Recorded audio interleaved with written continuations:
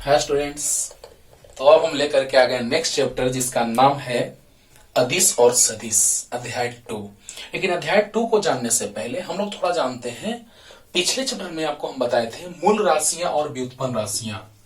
मूल राशियां यानी अधाई राशियां, मूल राशियां, और दूसरा था व्युत्पन्न राशियां। वाह सर, इस चीज को आप क्यों बता रहे हैं? कुछ तो बात होगा तभी बता रहे हैं। ध्यान से सुनिएगा बच्चों, क्योंकि भौतिक राशियों में से ही ना कुछ सदिश होंगी तो कुछ अदिश होंगी।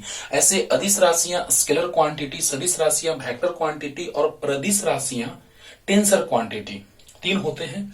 लेकिन तीसरे के बारे में हमको हायर क्लासेस में बहुत डिटेल में पढ़ना है हम लोगों को बच्चों, है ना। जब आप हायर क्लासेस में जाएंगे तो बहुत डिटेल में इसको पढ़ेंगे, किस तरह से मैट्रिक्स के फॉर्म में लिखा जाता है, उसको उस फॉर्म में लिखा जाता है, और किस तरह से रैंक 0 होता है, रैंक 1 होता है ना। ये सारा कुछ थोड़ा सा हम लास्ट में जिक्र करेंगे इसका, प्रदिश राशि का। लेकिन अभी ध्यान से सुनिए, मुख्य रूप से हम लोगों को पढ़ना है 11th क्लास में सदिश राशियां और अदिश राशियों के बारे में। ओके, तो पहला है मूल राशियां। पिछले चैप्टर का कुछ चीज इसलिए रिपीट कर रहे हैं क्योंकि मूल राशि और व्युत्पन्न राशि में से ही कुछ सदिश होगा तो कुछ अदिश होगा। ओके, कैसे? आइए देखिए। मूल राशियां वैसी भौतिक राशियां जो स्वतंत्र होती थी, किसी दूसरे भौतिक राशि पर निर्भर नहीं करती थी, मूल राशियां कहलाती थी। और इन मूल राशियों में आपको याद होगा लंबाई, द्रव्यमान, समय, विद्युत धारा, तापमान, ज्योति तीव्रता और पदार्थ का परिमाण होता था। और व्युत्पन्न राशियों में क्या होता था कि वैसी भौतिक राशियां जो मूल राशियों पे निर्भर करती हो, व्युत्पन्न राशियां कहलाती थी। इसका एग्जाम्पल आपको लिखे थे हम। मूल राशियों में लंबाई, द्रव्यमान, ध्यान से समझिएगा बच्चों, आज बेसिक लेक्चर चल रहा है। वेक्टर इतना ज्यादा इंपॉर्टेंट है आपके आगे के लिए, 11th क्लास के लिए भी, 12th क्लासेस के लिए भी। जिस फील्ड में आप जाए बहुत ज्यादा आपको वेक्टर काम देगा, बहुत ज्यादा। मैथमेटिक्स में भी बहुत डिटेल में पढ़ना है, और टेंसर के बारे में तो, प्रदिश राशि के बारे में तो बहुत ज्यादा मैथ्स और फिजिक्स दोनों में पढ़ना है। लेकिन अभी आप समझिए बेसिक बात को। लंबाई, द्रव्यमान, समय, विद्युत धारा, तापमान, ज्योति तीव्रता और पदार्थ का परिमाण,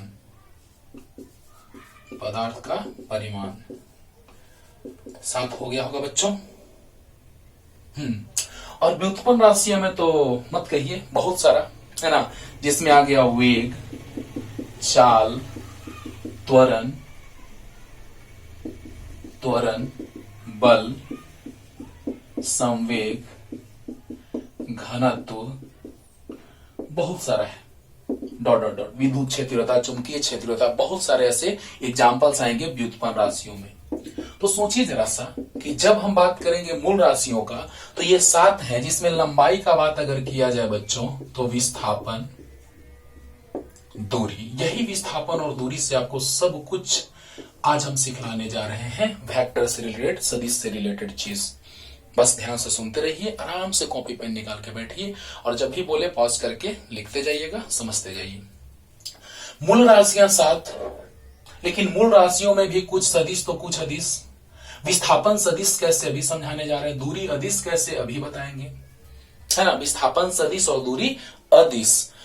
वेग आ गया, वाह रे वाह, ये तो सदिश राशि है सर, हाँ है। और चाल आ गया, ये तो अदिश राशि है सर, एकदम है। यानी त्वरण सदिश, बल सदिश, संवेग सदिश, घनत्व अदिश। कैसे ये सब ऐसे हो जाता है कि कौन सदिश होता है, कौन अदिश होता है, उस चीज को जिक्र करने के लिए हमने ये दोनों टॉपिक उठाया कि मूल राशियों में भी कुछ सदिश कुछ अदिश होते हैं, और व्युत्पन्न राशियों में तो बहुत सारे ऐसी भौतिक राशियां हैं जो सदिश भी हैं, अदिश भी हैं। तो जल्दी से पहले इतना लिखिए, जल्दी से पास करके लिख लीजिए बच्चों। अब देखिए, अब यहां पे हम बात करने जा रहे हैं सिर्फ 3 चीज के बारे में जिक्र करेंगे, 3 राशियों के बारे में। एक होगा सदिश, एक होगा अदिश, और एक होगा प्रदिश। प्रदिश का जिक्र उतना नहीं, बस थोड़ा सा, लेकिन हम लोगों को मुख्य रूप से पढ़ना है सदिश राशि और अदिश राशि। समझिएगा बच्चों, 3 भौतिक राशियां उनके दिशा के आधार पर, वहां पर तो था कि जो स्वतंत्र है मूल राशि और जो किसी पे मूल राशि पे निर्भर कर रहा है वो हो गया व्युत्पन्न राशि।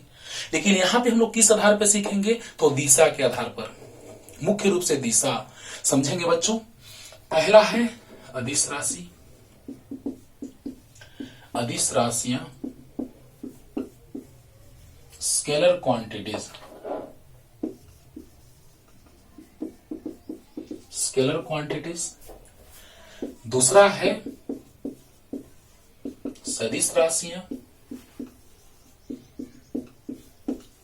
Vector quantities. और तीसरा है, लेकिन बहुत ज्यादा यूजफुल नहीं, ये सबसे ज्यादा यूजफुल है, तीसरा है प्रदिश राशियां,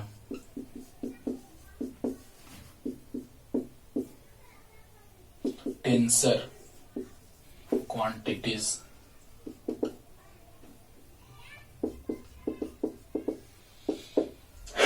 ध्यान से समझिए, अदिश राशियां, सदिश राशियां और प्रदिश राशियां। प्रदिश राशियों के बारे में थोड़ा सा लास्ट में आपको समझाएंगे, लेकिन अभी हम लोगों को जानना है अदिश राशियां और सदिश राशियां। इन राशियों को जानने से पहले हम एक आपको ट्रायंगल बना के समझाते हैं बच्चों। जल्दी से लिख लीजिए तीनों, जल्दी देखिए, ध्यान से सुनिए। एक ट्रायंगल बना के आपको वेक्टर का फील लाने जा रहे हैं बच्चों, ध्यान दीजिएगा बस अच्छे से। ट्रायंगल, मान लिया जाए कि आप जा रहे हैं इस दिशा में और फिर आप चले गए मुड़ करके इस दिशा में, इस दिशा में जा रहे थे, आपने लेफ्ट टर्न लिया, फिर इधर जाने लगा। अब सोचो कि यहां पे पहुंचना है तो डायरेक्ट हम यहां से इस दिशा में न जाकर के किसी कोण पे मुड़ जाएंगे तो डायरेक्ट वहीं पहुंचेंगे जहां वो लड़का पहुंचा है। अब सोचो कि इसमें आप क्या देख रहे हैं कि ए से बी तक तो एक निश्चित दिशा है, यहां पे आप क्या देख रहे हैं कि बी से सी तक एक निश्चित दिशा है, लेकिन ए से सी तक जाने के दौरान एक बार दिशा में परिवर्तन किया गया है कि नहीं किया गया है? किया गया है। लेकिन यहां पे आप देखिए तो बच्चों, यहां पर कभी भी दिशा में कोई परिवर्तन नहीं हुआ है। यानी सोचो, सदिश सदिश को एकदम परफेक्ट वे में डिफाइन करने जा रहे हैं, बस ध्यान से सुनते रहिए कि एक ऐसे भी एक लड़का गया होगा, मान लिया जाए, उसका हाल तो बड़ा अजीब है। इस दिशा में पहले गया, फिर इधर गया, फिर इधर मुड़ा। वाह, हमेशा डायरेक्शन क्या हो रहा है, हमेशा दिशा में क्या हो रहा है, परिवर्तन हो रहा है, डायरेक्शन हमेशा चेंज हो रहा है, हमेशा दिशा में परिवर्तन हो रहा है। क्या बात है। यानी ये जो है बच्चों, ये दूरी है और ये है बच्चों विस्थापन। वाह, आगे अगले चैप्टर में जब आपको बताएंगे गति, तो गति में आपको सिखाया जाएगा कि विस्थापन और दूरी। लेकिन अभी ही उस चीज का जिक्र हम थोड़ा कर देते हैं कि दो बिंदुओं के बीच की न्यूनतम दूरी को हम विस्थापन कहते हैं और गति पथ की लंबाई को दूरी कहते हैं। अब सोचो बच्चों कि जैसे ही आप यहां से यहां पहुंच रहे हैं तो हमेशा डायरेक्शन में चेंजिंग आ रहा है, हमेशा दिशा में परिवर्तन आ रहा है। लेकिन इस केस में कभी भी दिशा में कोई परिवर्तन नहीं आ रहा है। यानी यहां से हम लोगों को समझ में आया कि यहां पर जरूर कुछ बात आएगा। सदिश हम तब कहेंगे जब सदिश योग के नियम का पालन होगा। कैसे? तो मान लिया जाए कि एक लड़का ऐसे गया और हम ऐसे चले गए, तो यहां से नीचे आया, बी तक कोई दिशा में परिवर्तन नहीं हुआ, लेकिन बी पर एक बार दिशा में परिवर्तन हुआ, तब वह सी पे पहुंचा। लेकिन अगर यहां से किसी कोण पे हम चले जाएं तो एक ऐसा कोण आएगा, वही दिशा बतलाएगा, तो उस कोण पे जाएंगे तो ए से सी पर पहुंच जाएंगे। अब सोचिए बच्चों कि अदिश राशि आप डिफाइन करने जा रहे हैं, दूरी में भी दिशा है लेकिन निश्चित दिशा नहीं है। अरे यार, कोई दिशा में तो गया है, हमेशा दिशा परिवर्तन हो रहा है, अच्छी बात है, दिशा में परिवर्तन हो रहा है, लेकिन कोई निश्चित दिशा भले ही ना हो, लेकिन किसी दिशा में जा तो रहा है। यानी कहेंगे हम लोग कि दिशा नहीं, निश्चित दिशा नहीं हो। ओके, तो जैसे ही जा रहा है तो किसी दिशा में गया, लेकिन कोई निश्चित दिशा नहीं है उसका, लेकिन इसका एक निश्चित दिशा है। यानी दूरी का बात किया जाए तो एक निश्चित दिशा नहीं है, लेकिन विस्थापन का एक निश्चित दिशा है। बात समझ आ रहा है ना। तो इस तरह से हम लोग बच्चों डिफाइन करेंगे, परिभाषित करेंगे अदिश राशि क्या है। तो वैसी भौतिक राशि जिसमें मान हो लेकिन निश्चित दिशा नहीं हो और जो त्रिभुज के सदिश योग के नियम का पालन नहीं करता हो, यानी बीजगणितीय योग होगा। अदिश राशि का बात करेंगे बच्चों, जैसे मान लिया जाए दूरी तो 2 मीटर आप इधर गए, 2 मीटर इधर चले गए। हाँ, तीर मत लगाइए क्योंकि सदिश को हम लोग तीर से सूचित करते हैं। आप 2 मीटर इधर गए, फिर 2 मीटर इधर चले गए। आप 2 मीटर इधर गए, 2 मीटर इधर चले गए। किसी भी दिशा में जाइए, दूरी हमेशा आप देख रहे हैं कि 4 मीटर होगा, 4 मीटर होगा, यानी उसको दिशा से कोई मतलब नहीं है। लेकिन विस्थापन में दिशा से मतलब है, विस्थापन सदिश राशि है। अगर आप इधर 2 मीटर गए, फिर 2 मीटर इधर गए तो 4 मीटर चले गए आप। लेकिन अगर आप 2 मीटर इधर गए और 2 मीटर पीछे आ गए तो आप 0 मीटर विस्थापित हो गए, यानी उसी बिंदु पे आ गए बच्चों। लेकिन अगर आप 1 मीटर गए,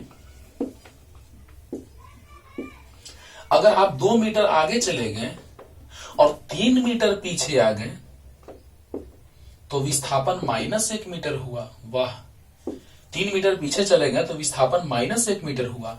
ये सारा चीज हम लोग सीखेंगे कि दूरी और विस्थापन, यानी दूरी और विस्थापन कहने का मतलब कि सदिश और अदिश। दूरी अदिश से संबंधित है और सदिश विस्थापन से। वाह, क्या बात है। अब सोचिए बच्चों कि जैसे ही हम एक निश्चित दिशा का बात करेंगे तो विस्थापन होगा, लेकिन एक निश्चित दिशा का बात नहीं करेंगे तो वह दूरी होगा। बात समझ आ रहा है ना। तो पहले जल्दी से इतना लिखिए, दूरी आप किधर भी जाएं, किसी भी कोण पर जाएं, हमेशा दूरी 4 होगा। ओके, लेकिन अगर आप गए, आगे गए, फिर पीछे पहुंच गए, विस्थापन 0 हो गया। आगे गए 2, फिर 2, 4 विस्थापन। आगे गए 2 और पीछे 3, -1 मीटर विस्थापन। वाह रे वाह। यानी कहने का मतलब बच्चों कि विस्थापन निर्भर करता है 2 बिंदुओं के बीच की न्यूनतम दूरी पर, यानी कि प्रारंभिक स्थिति और अंतिम स्थिति पे। लेकिन दूरी जो है वो गति पथ की लंबाई है। विस्थापन 2 बिंदुओं के बीच की न्यूनतम दूरी सिर्फ निर्भर करता है प्रारंभिक और अंतिम स्थिति पर, लेकिन दूरी गति पथ की लंबाई पर, चाहे आप ऐसे जाएं, ऐसे जाएं, ऐसे जाएं, कैसे भी जाएं। क्लियर। तो अभी बहुत कुछ भी बताना है, जल्दी से पहले इतना लिख लीजिए, बस रफ स्केच कर लीजिए।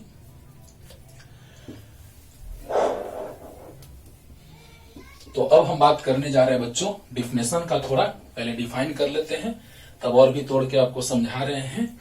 और सबसे बढ़िया खेल खेलेंगे हम लोग विद्युत धारा पे। विद्युत धारा, दाब और क्षेत्रफल, ये तीनों को हम लोग सेपरेट करके साइड में थोड़ा सा सीखेंगे। पहले हम लोग डिफिनेशन पे आ रहे हैं, अदिश राशि। अदिश राशियां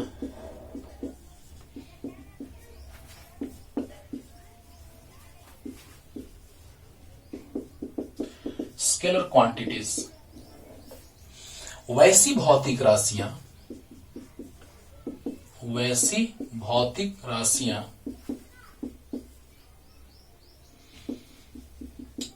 जिनमें परिमाण तो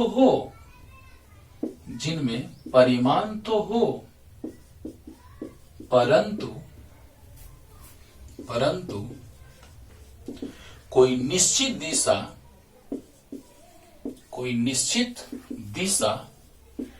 नहीं हो तथा सदिश योग के नियम। देखिए बच्चों, इसको लिखने से पहले हम एक बात समझा रहे हैं आपको, क्योंकि सदिश योग के नियम का पालन नहीं करता है अदिश राशि। क्यों ऐसे हम लिख रहे हैं? ऐसे तो हम एक लाइन में लिख सकते थे कि बीजगणितीय योग के नियम का पालन करता हो, अदिश राशि हो गया। लेकिन इसमें इसलिए लिख रहे हैं बच्चों कि अदिश राशि विद्युत धारा भी है, जिसमें परिमाण होता है, हाँ दिशा भी होता है, लेकिन वह त्रिभुज के सदिश योग के नियम का पालन नहीं करता। सर सदिश योग के नियम क्यों, त्रिभुज के सदिश योग के नियम क्यों कर रहे हैं? सिर्फ सदिश योग का नियम आप कहिए? नहीं, सदिश योग का नियम अच्छी बात है। सदिश योग के नियम हम लोग जानते हैं, त्रिभुज के सदिश योग का नियम सब बारी बारी से चलेगा बच्चों। अच्छे से सुनते रहिए, ध्यान से सुनते रहिए, क्योंकि बारी बारी से भी बेसिक लेक्चर चल रहा है और बेसिक में आपको फैक्टर का थोड़ा हम फील लाने जा रहे हैं। उसके बाद अगले लेक्चर में जो चलेगा वो चलेगा 2 सदिशों के बीच का कोण, और दो सदिशों के बीच का कोण जो होता है, दो सदिशों के या तो टेल टेल के बीच का कोण होता है, या तो टेल टेल के बीच का कोण, या तो हेड हेड के बीच का कोण, ना कि हेड और टेल के बीच का कोण। क्यों? फील के साथ बताएंगे, रीजन के साथ बताएंगे, ना कि सिर्फ कह दिए कि याद कर लो कि दो सदिशों के बीच का कोण वही होता है जो हेड हेड के बीच का कोण होता है या टेल टेल के बीच का कोण होता है, हेड टेल के बीच का कोण नहीं होता है, रट जाओ। ऐसा नहीं होगा, फील आएगा कि हाँ सर ऐसे ही क्यों। फिर उसके बाद चलेगा परिणामी सदिश का परिमाण और दिशा। बस आराम से सुनते रहिए बच्चों, इसमें हम लोग तीन चीज सीखेंगे। सदिश योग के नियम में त्रिभुज के सदिश योग का नियम, समानांतर चतुर्भुज के सदिश योग का नियम और बहुभुज के सदिश योग का नियम। लेकिन त्रिभुज के सदिश योग का नियम ही हम लोग जनरली क्यों यूज में लाते हैं कि सदिश योग का नियम पढ़ रहे हैं तो त्रिभुज का सदिश योग का नियम ही पालन होगा। इसलिए क्योंकि चाहे समानांतर चतुर्भुज का बात करें चाहे बहुभुज का बात करें, उनमें त्रिभुज के सदिश योग के नियम के आधार पर ही, उसके हिसाब से ही हम लोग चलते हैं। तो समानांतर चतुर्भुज और बहुभुज का बात करते हैं तो हम लोग बेसिकली बात किसका करेंगे? त्रिभुज के सदिश योग के नियम का बात करेंगे। आएंगे त्रिभुज के सदिश योग का नियम क्या है, बस सिंपली त्रिभुज के सदिश योग का नियम समझाने के लिए आगे तो हम आपको बताएंगे ही, लेकिन थोड़ा सा आपको समझा रहे हैं बेसिक कॉन्सेप्ट पहले, कि पहले इतना याद रखिए बच्चों सिंपल वे में कि एक लड़का यहां से पहले यहां जाता है, फिर किसी कोण पे मुड़ करके यहां पहुंचता है, तो डायरेक्ट अगर यहीं से कुछ कोण पे मुड़ जाए तो डायरेक्ट यहां से सीधे चले तो वहां नहीं पहुंच जाएगा। यस, यानी कि इसका और इसका परिणामी सदिश जो हुआ वो ये हुआ और दो बिंदुओं के बीच की न्यूनतम दूरी को विस्थापन कहते हैं। विस्थापन एक सदिश राशि है। वाह सर, क्लियर हो रहा है। अब समझिए बच्चों कि जैसे ही आप यहां से यहां जाएंगे, फिर यहां से किसी कोण पे मुड़ जाएंगे, तो यहां तक तो दिशा आपका एक निश्चित था, लेकिन जैसे अब दिशा मुड़ गए कुछ कोण पे, तो पता चला कि ओ, यानी ये विस्थापन अब नहीं रहा। ये विस्थापन है अकेला सेपरेट, ये भी विस्थापन है सेपरेट, लेकिन अगर बात किया जाए कि यहां से यहां तक विस्थापन है तो नहीं, अब विस्थापन यहां से यहां तक है। शॉर्ट में पहले समझो बच्चों, क्योंकि आगे बहुत डिटेल अभी चलने वाला है। बेसिक लेक्चर चल रहा है, फर्स्ट लेक्चर है सदिश का। ओके, हाँ, तो जैसे ही हम बात करेंगे कि P से Q तक चले, फिर Q से R तक चले किसी कोण पे मुड़ करके, तो क्यों ना हम यहीं से कुछ कोण पे मुड़ जाएं तो डायरेक्ट वहीं पहुंच जाएंगे, जिसमें मान भी कुछ है, इसका एक निश्चित दिशा है जिसमें दिशा में कोई परिवर्तन नहीं हो रहा है, और जो त्रिभुज के सदिश योग के नियम का पालन भी कर रहा है। वाह, यानी समानांतर चतुर्भुज भी आपको आगे बना के बताएंगे इस तरह से, इसके समानांतर ये, इसके समानांतर ये, उसमें भी त्रिभुज का ही कॉन्सेप्ट लगेगा। जब आपको बहुभुज बना के दिखाएंगे उसमें भी त्रिभुज के स्टाइल में ही हम लेके चलेंगे। यानी कि चाहे आप समानांतर चतुर्भुज के सदिश योग का नियम का बात करें, चाहे बहुभुज के सदिश योग के नियम का बात करें, बहुत सारे भुजा, दो से अधिक भुजा का बात करें, तो उन सभी में त्रिभुज वाला ही उसका बेसिक कॉन्सेप्ट रहेगा। ओके, इसीलिए हम लोग लेके चलते हैं त्रिभुज के सदिश योग का नियम। ओके, अच्छा, तो देखा जाए बच्चों, हम लोग सदिश योग के नियम में मुख्य रूप से किसका बात कर देते हैं? त्रिभुज के सदिश योग के नियम का। अच्छा, वैसी भौतिक राशियां जिनमें परिमाण तो हो परंतु कोई निश्चित दिशा नहीं हो तथा सदिश योग के नियम, यानी मुख्य रूप से किसका? तो त्रिभुज के सदिश योग के नियम का पालन नहीं करता हो अदिश राशि कहलाता है, या अदिश राशियां कहलाती हैं। ओके, यानी कि अदिश राशियों का बीजगणितीय योग होता है ना। ये किस नियम का पालन करता है? तो अदिश राशियां बीजगणितीय योग के नियम, अदिश राशियां बीजगणितीय योग के नियम का पालन करती हैं। वाह, अब सोचिए बच्चों कि वैसी भौतिक राशियां जिसमें परिमाण तो हो लेकिन कोई निश्चित दिशा नहीं हो, और जो त्रिभुज के सदिशों के नियम, सदिशों का नियम है अच्छी बात है, लेकिन सदिशों के नियम में सबसे बेसिक कॉन्सेप्ट किसका हम लोग बात करते हैं, तो त्रिभुज के सदिशों के नियम। तो देखिए वही तो लिखे हैं कि वैसी भौतिक राशियां जिसमें परिमाण तो हो परंतु कोई निश्चित दिशा नहीं हो, तथा सदिश योग के नियम, यानी सदिश योग के नियम में सबसे बेसिक कौन, तो त्रिभुज के सदिश योग के नियम का पालन नहीं करता हो, त्रिभुज के सदिशों का नियम का पालन नहीं करता हो, क्या कहलाएगा, अदिश राशियां कहलाती हैं। तो अदिश राशियां बीजगणितीय योग के नियम का पालन करती हैं, ये कैसे, तो पहले जल्दी से लिखिए पूरा, जैसे ही समझाएंगे उसके बाद और भी क्लियर होगा, जल्दी। अब देखा जाए बच्चों, पॉज करके लिख लीजिएगा, नहीं लिखे होंगे बैक करके पॉज करके लिख लीजिएगा। तो ये त्रिभुज के सदिश योग के नियम का पालन नहीं कर रही है। जैसे अगर एक बात करें हम द्रव्यमान का, लंबाई का, यानी दूरी का, ऐसे लंबाई में तो विस्थापन भी आ जाता है, तो दूरी का जैसे बात किया जाए बच्चों कि ये 2 मीटर है, लंबाई है मान लिया जाए 2 मीटर, फिर हम इधर दूरी तय किए 2 मीटर, 2 मीटर। तो अगर ये दूरी जो है वो त्रिभुज के सदिश योग के नियम का पालन करता तो वो दोनों दूरी मिल करके आना चाहिए था 2√2, कितना, रूट अंडर 2 का स्क्वायर प्लस 2 का स्क्वायर, रूट अंडर कितना 4 + 4 यानी 8, 2√2। यानी ये विस्थापन है, त्रिभुज के सदिश योग के नियम का पालन दूरी नहीं कर रहा है, ये विस्थापन हो गया। क्योंकि हम लोग गति पथ के लंबाई का बात कर रहे हैं, अगर ये विस्थापन कहें बहुत अच्छा 100% सही, लेकिन दूरी का अगर बात किया जाए तो गति पथ का लंबाई हुआ, यानी 2 मीटर प्लस 2 मीटर, यानी ये दूरी जो है वो त्रिभुज के सदिश योग के नियम का पालन नहीं कर रहा है। क्यों? क्योंकि अगर दूरी त्रिभुज के सदिश योग के नियम का पालन करता तो उसका परिणाम ही आता 2√2, क्योंकि यहाँ पे 90 डिग्री कोण बन रहा है। अभी सदिशों के बीच का कोण का हम बात नहीं कर रहे हैं, बस त्रिभुज में कोण ले रहे हैं बच्चों, क्योंकि दो सदिशों के बीच का कोण, एक के हेड और दूसरे के टेल के बीच का कोण नहीं होता है, बस हम त्रिभुज का कोण लिए हैं। कोण के बारे में डिटेल लेक्चर अगले में, ओके। अब देखिए अगला लेक्चर एंगल पे ही होगा डिटेल। अब सोचिए नेक्स्ट हम लोग बात कर रहे हैं, जैसे मान लिया जाए कि एक वस्तु है, इस वस्तु पे अगर आपने 10 न्यूटन का बल इधर लगा दिया और 5 न्यूटन का बल पीछे लगा दिया, समझिएगा सदिश का बात हो रहा है।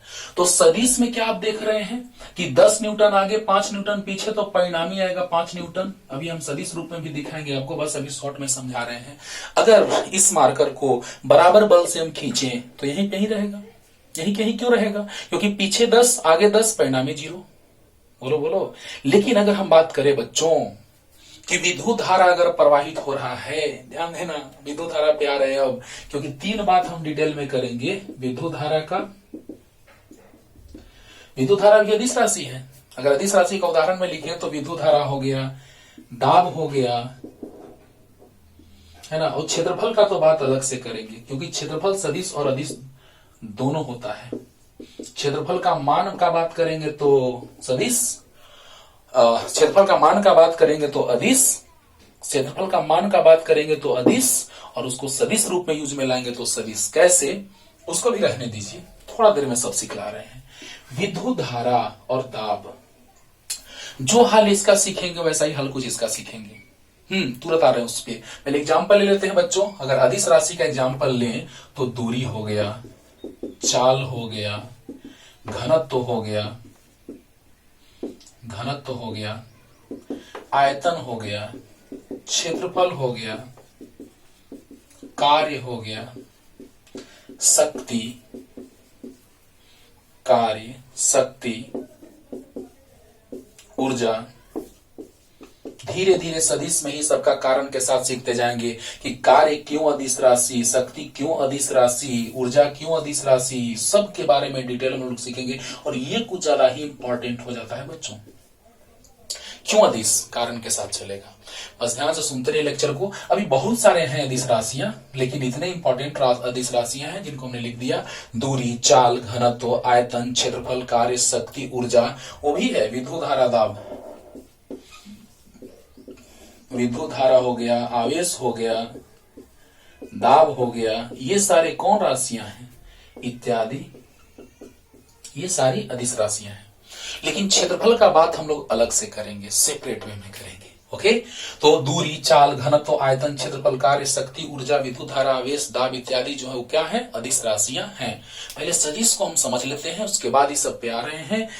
एकांक सदिश ये सब जानेंगे तो पता चलेगा आपको कि सच में सर 10 न्यूटन का बल आप आगे लगाएंगे किसी बिंदु पे और 10 न्यूटन का बल पीछे लगाएंगे तो परिणामी बल 0 हो जाएगा।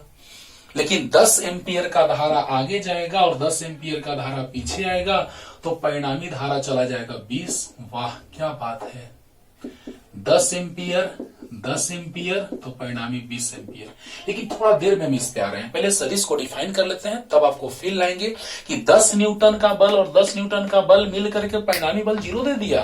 अगर किसी वस्तु पे, अगर इस वस्तु पे 10 न्यूटन का बल पीछे और 10 न्यूटन का बल आगे लगा रहे हैं तो परिणामी बल कितना हो रहा है, 0 हो रहा है। लेकिन अगर इस वायर से 10 एम्पियर का धारा इधर प्रवाहित करे और इस तार से भी 10 एम्पियर का पीछे तो परिणामी 20 जाएगा। वाह, यानी कि विद्युत धारा सदिश योग के नियम का पालन नहीं करता है, लेकिन बल सदिश योग के नियम का पालन करता है। तो बल सदिश राशि है लेकिन विद्युत धारा अदिश राशि है। कैसे, और भी फील आ रहा है तुरंत थोड़ा देर में बच्चों, पहले इतना लिख लीजिए, वो रफ स्केच कर लीजिए और ये उदाहरण में लिख लीजिए जल्दी से, जल्दी। क्षेत्रफल का बात डिटेल में करेंगे हम लोग, और जो हमेशा काम देगा आपको विद्युत फ्लक्स में, चुंबकीय फ्लक्स में, विद्युत चुंबकीय द्विध्रुव आघूर्ण में जब हम 12th क्लास में पढ़ेंगे तब। लेकिन थोड़ा सा आपको याद दिलाएंगे हम क्षेत्रफल सदिश के बारे में। अब देखिए बच्चों, नेक्स्ट है सदिश राशि। नेक्स्ट सदिश राशियां,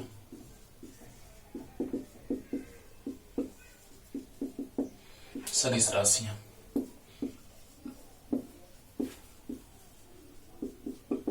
वेक्टर क्वांटिटीज, वैसी भौतिक राशियां, क्या देखे अब विस्थापन में कि उसमें परिमाण भी था, निश्चित दिशा भी था, और जो त्रिभुज के सदिश योग के नियम का पालन भी कर रहा था। ये त्रिभुज के सदिश योग के नियम का पालन मतलब क्या बच्चों, आएंगे हम त्रिभुज के सदिश योग के नियम पे कि अगर त्रिभुज का सदिश योग का नियम थोड़ा सा सुन लीजिए। ऐसे त्रिभुज के सदिश योग के नियम पे हम आएंगे, डिटेल में समझाएंगे कि यदि किसी त्रिभुज की दो क्रमागत भुजाएं, यदि किसी त्रिभुज की दो क्रमागत भुजाएं एक ही दिशा में दो सदिशों को निरूपित करती हो तो उसकी तीसरी भुजा परिणामी सदिश को निरूपित करता है।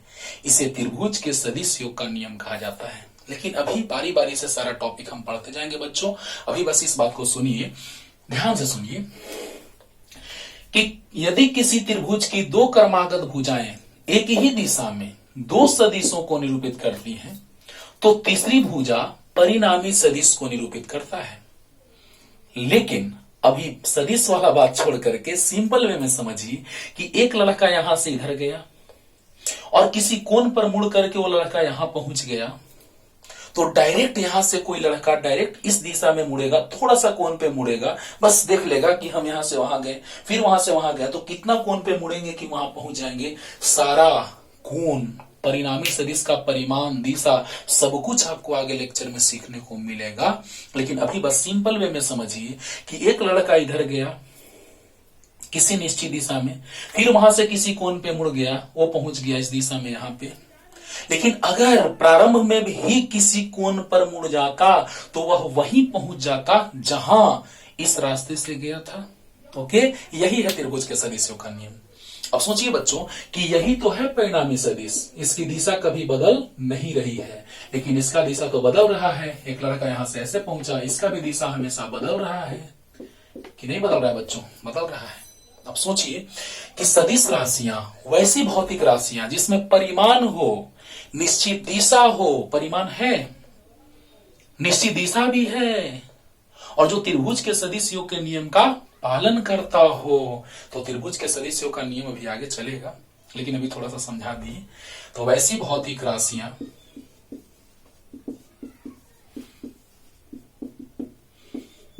जिनमें परिमाण जिनमें परिमाण तथा निश्चित दिशा, परिमाण तथा निश्चित दिशा हो तथा जो, देखिए बच्चों, सदिश योग के नियम का पालन करता है, लेकिन सदिश में त्रिभुज के सदिशों का नियम, समानांतर चतुर्भुज के सदिशों का नियम, बहुभुज के सदिशों का नियम, लेकिन उसमें सबसे बेसिक जो है वो त्रिभुज के सदिशों का नियम। तो देखा जाए, तथा जो सदिश योग का नियम, सदिश योग का नियम यानी कि हम लोग ब्रैकेट में क्या लिख लेंगे, बेसिक बात, त्रिभुज के सदिश योग का नियम, त्रिभुज के सदिश योग के नियम का पालन करता हो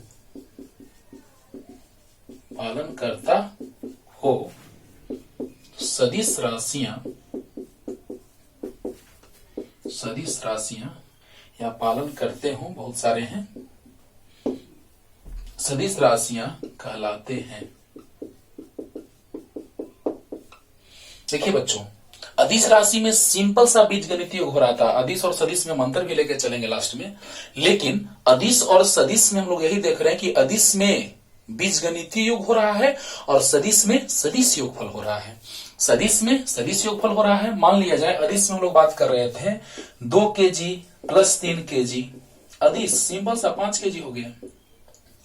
लेकिन अब सदिश में हम बात करेंगे, डिफिनेशन के बाद आपको इसको पूरा तोड़ के बता रहे हैं। सदिश में बात करेंगे तो एक ही दिशा में जाएंगे, 2 मीटर प्लस 2 मीटर, विस्थापन 4 metre, 2 metre plus 2 metre 90 degree के कोण पर, बात बदल गया, 2√2 मीटर, 2 मीटर आगे 2 मीटर पीछे, विस्थापन 0 मीटर। ओ, यानी सदिश में जोड़ने का स्टाइल बदल रहा है, अलग अलग कोण पे अलग अलग हो रहा है।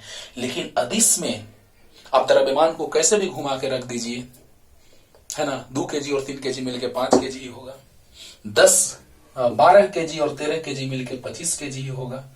बात समझ आ रहा है बच्चों? लेकिन सदिश में कोण बदलेंगे और परिणामी सदिश का परिमाण भी बदल जाएगा।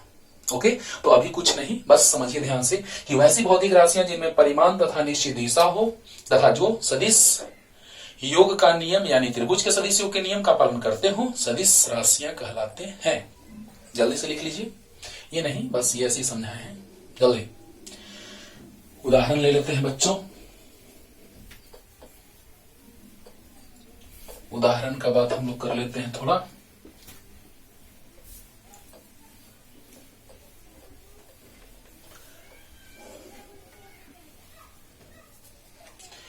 उदाहरण में आ गया वेग, संवेग, त्वरण, बल, बल आघूर्ण, विद्युत क्षेत्र तीव्रता,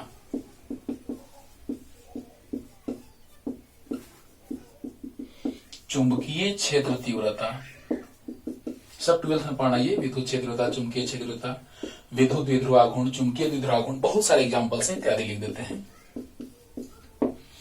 ओके, तो हम लोग को मुख्य रूप से समझने के लिए काफी है वेग, संवेग, त्वरण, बल आघूर्ण, विद्युत क्षेत्रता, चुंबकीय क्षेत्रता, तो 12th क्लास में हम लोग बात करेंगे बच्चों। तो ये सारे सदिश राशियां हैं। कैसे सदिश हैं? क्योंकि इनमें मान भी होता है, निश्चित दिशा भी होती है। वेग, एक लड़का जा रहा है 10 मीटर प्रति सेकंड से, ये उसका चाल है, क्योंकि दिशा के बारे में कुछ नहीं कहा गया है, किधर भी जा सकता है, किधर भी जा सकता है। लेकिन अगर कह दिया 10 मीटर प्रति सेकंड प्लस आई कैप, ये आई कैप, जे कैप, के कैप क्या है आज फील करा रहे हैं।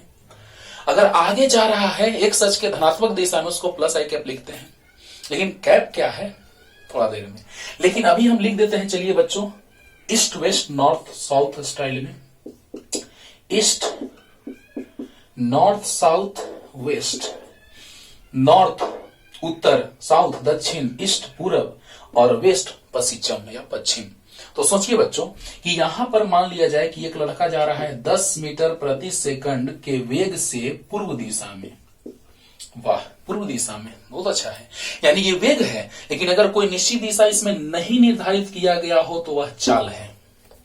बात समझ में आ रहा है ना? यस। तो ये वेग मतलब क्या? उसका मान भी है, निश्चित दिशा भी है, और अभी हम त्रिभुज के सदिशों के नियम का पालन भी आपको समझाए हैं कि वह सबसे छोटा दूरी होगा वही विस्थापन होगा, और विस्थापन पर निर्भर करने वाला वेग है कि नहीं बच्चों? है। यानी विस्थापन पर वेग निर्भर करता है, वेग पर त्वरण निर्भर करता है, त्वरण पे बल निर्भर करता है, यानी स्टेप वाइज। तो जैसे ही हम विस्थापन का बात कर रहे हैं तो विस्थापन निर्भर कर रहा है दो बिंदुओं के बीच की न्यूनतम दूरी पर, यानी यहां यही देख रहे हैं कि इसकी दिशा हमेशा एक ही ओर की बदल रही है, एक ही ओर। वाह क्या बात है! यानी कि इसी कारण से वेग का बात करते हैं तो वेग जो है एक निश्चित दिशा में है, वह सदिश राशि है। इतना बात क्लियर होगा? जल्दी से लिख लीजिए, जल्दी। अब थोड़ा कंपैरिजन करके आपको समझा रहे बच्चों, तुलना करके सदिश और अदिश राशि में क्या है मतलब। लेकिन उससे पहले थोड़ा सा आपको हम प्रदिश राशि के बारे में समझा दे रहे हैं। थोड़ा सा ऐसा जानना नहीं है, वो हायर क्लासेस में जानना है हम लोगों को, लेकिन अभी थोड़ा सा सुन लीजिए। प्रदिश राशि, जैसे अगर हम बात करें कि हमेशा प्रदिश राशियां वैसी भौतिक राशियां जिनकी दिशा हमेशा बदलती रहे, हमेशा बदलती रहे, और दिशा बदलने पर उनका मान भी बदलता रहे, प्रदिश राशियां कहलाती हैं। मतलब दिशा हमेशा बदलती रहे, कोई निश्चित दिशा फिक्स नहीं है, लेकिन अगर दिशा बदलेंगे तो उनका मान भी बदलेगा। जैसे उसका बढ़िया एग्जांपल है प्रतिबल, 11वीं क्लास में ही आगे हम पढ़ेंगे। जड़त्वाघूर्ण 11वीं क्लास में ही हम आगे पढ़ेंगे बहुत अच्छे से। हाँ, क्योंकि जड़त्वाघूर्ण का बात किया जाए, एक्सिस का बात करो, है ना, ओरिएंटेशन का बात कीजिए, एक्सिस ऑफ रोटेशन, ये है इस अक्ष के पर तक घूम रहा है, इस अक्ष के पर तक घूमेगा, हमेशा स्थिति बदलेंगे, हाँ, तो उसका मान भी बदलेगा। तो जड़त्वाघूर्ण का एग्जाम्पल का बात कीजिए, प्रतिबल का बात कीजिए, इसी तरह से और भी एग्जाम्पल होते हैं। यानी कि हम लोगों को प्रदिश राशियों में बहुत ज्यादा डिटेल नहीं जानना है, लेकिन थोड़ा सा बतला दिए बच्चों। उसमें और भी जब आप आगे हायर क्लास में जाएंगे, एमएससी का बात किया जाए, बहुत डिटेल पढ़ना है वहां पे। आप गेट का एग्जाम दीजिए, बीटेक करने के बाद गेट का एग्जाम जो होता है उसका, तो उस एग्जाम में रैंक जीरो यानी कि प्रदिश राशियां जिसका रैंक 0 होता है वह अदिश राशियां होती हैं, जिसका रैंक 1 होता है सदिश राशियां होती हैं, रैंक 3, 2, 3, 4, 5 बहुत सारा मैट्रिक्स के फॉर्म में अरेंज भी किया जाता है। मतलब बहुत डिटेल पढ़ना है आगे बच्चों, लेकिन अभी नहीं, अभी हम लोगों को सिर्फ सदिश और अदिश पढ़ना है। क्लियर? अब देखो हम लोग बात करने जा रहे हैं अभी कि सर सदिश योग का नियम का बात आप किए, कैसे सर समझाइए हमको। तो आइए बच्चों, उसमें आपका विद्युत धारा भी आ जाएगा। हाँ, अभी हम विद्युत धारा के बारे में बोल रहे थे बताने के लिए, और दाब के बारे में। ध्यान दीजिए बच्चों, दाब देखने से लगता है कि सर विद्युत धारा में मान और दिशा दोनों होता है, या सदिश राशि होना चाहिए, लेकिन ऐसा नहीं है, क्योंकि यह सदिश योग के नियम का पालन नहीं करता है। दाब में भी वही हाल है। मान लिया जाए पाइप से पानी जा रहा है किसी दाब पे, तो 2 भाग में ये पाइप बट गया, है ना, तो दाब की योगफल के बराबर आएगा, बीजगणितीय योगफल होगा। सिंपल सा बात है कि पानी इसमें जा रहा है, पाइप में इधर पानी गया, इधर पानी गया, जितना दाब है वो इस दाब में इधर इधर इधर जोड़ करके दोनों परिणामी दाब आएगा। विद्युत धारा में कुछ ऐसा ही हाल होता है। इधर से 5 एम्पियर गया, इधर 4 एम्पियर गया, इधर 1 एम्पियर गया। ओके, ऐसा ही कुछ हाल होता है बच्चों, क्योंकि बीजगणितीय योगफल होता है। चाहे दाब का बात आप करें, चाहे विद्युत धारा का, परिमाण भी होता है, दिशा भी होता है, लेकिन वह त्रिभुज के सदिश योग का नियम, यानी सदिश योग के नियम, क्योंकि आपको हम बताए हैं कि सदिश योग के नियम में होता है त्रिभुज के सदिश योग का नियम। सब आगे पढ़ेंगे बच्चों, होता है त्रिभुज के सदिश योग का नियम। ऐसा थोड़ा सा आपको समझा दिए थे त्रिभुज बना करके, लेकिन बारी बारी से सब डिटेल पढ़ेंगे। तो त्रिभुज के सदिश योग का नियम, समानांतर चतुर्भुज के सदिश योग का नियम, या बहुभुज के सदिश योग का नियम, लेकिन उसमें सबसे बेसिक है त्रिभुज का सदिश योग का नियम। तो सदिश योग के नियम का पालन नहीं करता है, इसलिए यह अदिश राशि है, यह भी अदिश राशि है। आइए थोड़ा सा फील करते हैं इसको अच्छे से। पहले तो सिंपल वे में हम बना लिए कि 5 जाएगा तो 1 जाएगा और 4 जाएगा, कोण पे निर्भर नहीं करेगा कि उनके बीच का कोण कितना है, लेकिन सदिश में कोण पे निर्भर करेगा। सोचिए बच्चों, एग्जाम्पल ले रहे हैं।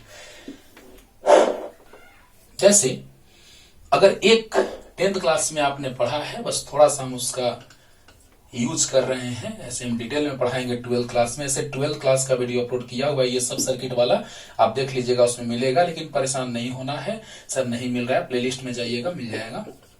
लेकिन बस सिंपल सा एग्जांपल जो 10th में अभी आप पढ़े आपको याद आ जाएगा। 4 एम्पियर, 4 एम्पियर का विद्युत धारा, इधर प्रतिरोधक का प्रतिरोध मान लो समान है बच्चों 2 ओम 2 ओम। ऐसा बैटरी लगाएंगे कि इधर भी धारा 2 एम्पियर जाएगा, इधर भी धारा 2 एम्पियर जाएगा। विद्युत धारा ऊपर 2 और नीचे 2, तो 2 और 2 मिलके 4, यानी कि यहां से 2 जाएगा और यहां से 2 जाएगा, मिलके 4 हो जाएगा।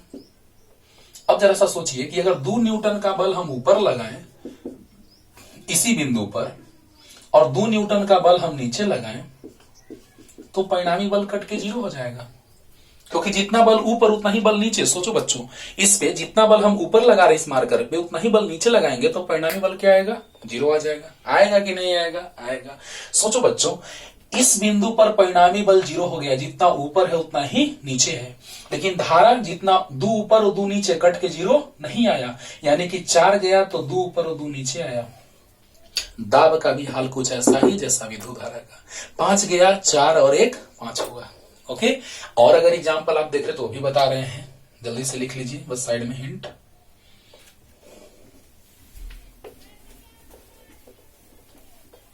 दाब और विद्युत धारा में मान और दिशा होने के बावजूद भी सदिश योग के नियम का पालन नहीं करने के कारण ये दोनों अदिश राशियां होते हैं। क्षेत्रफल पे भी आ रहे हैं बच्चों, लेकिन पहले इसको अच्छे से समझ लीजिए।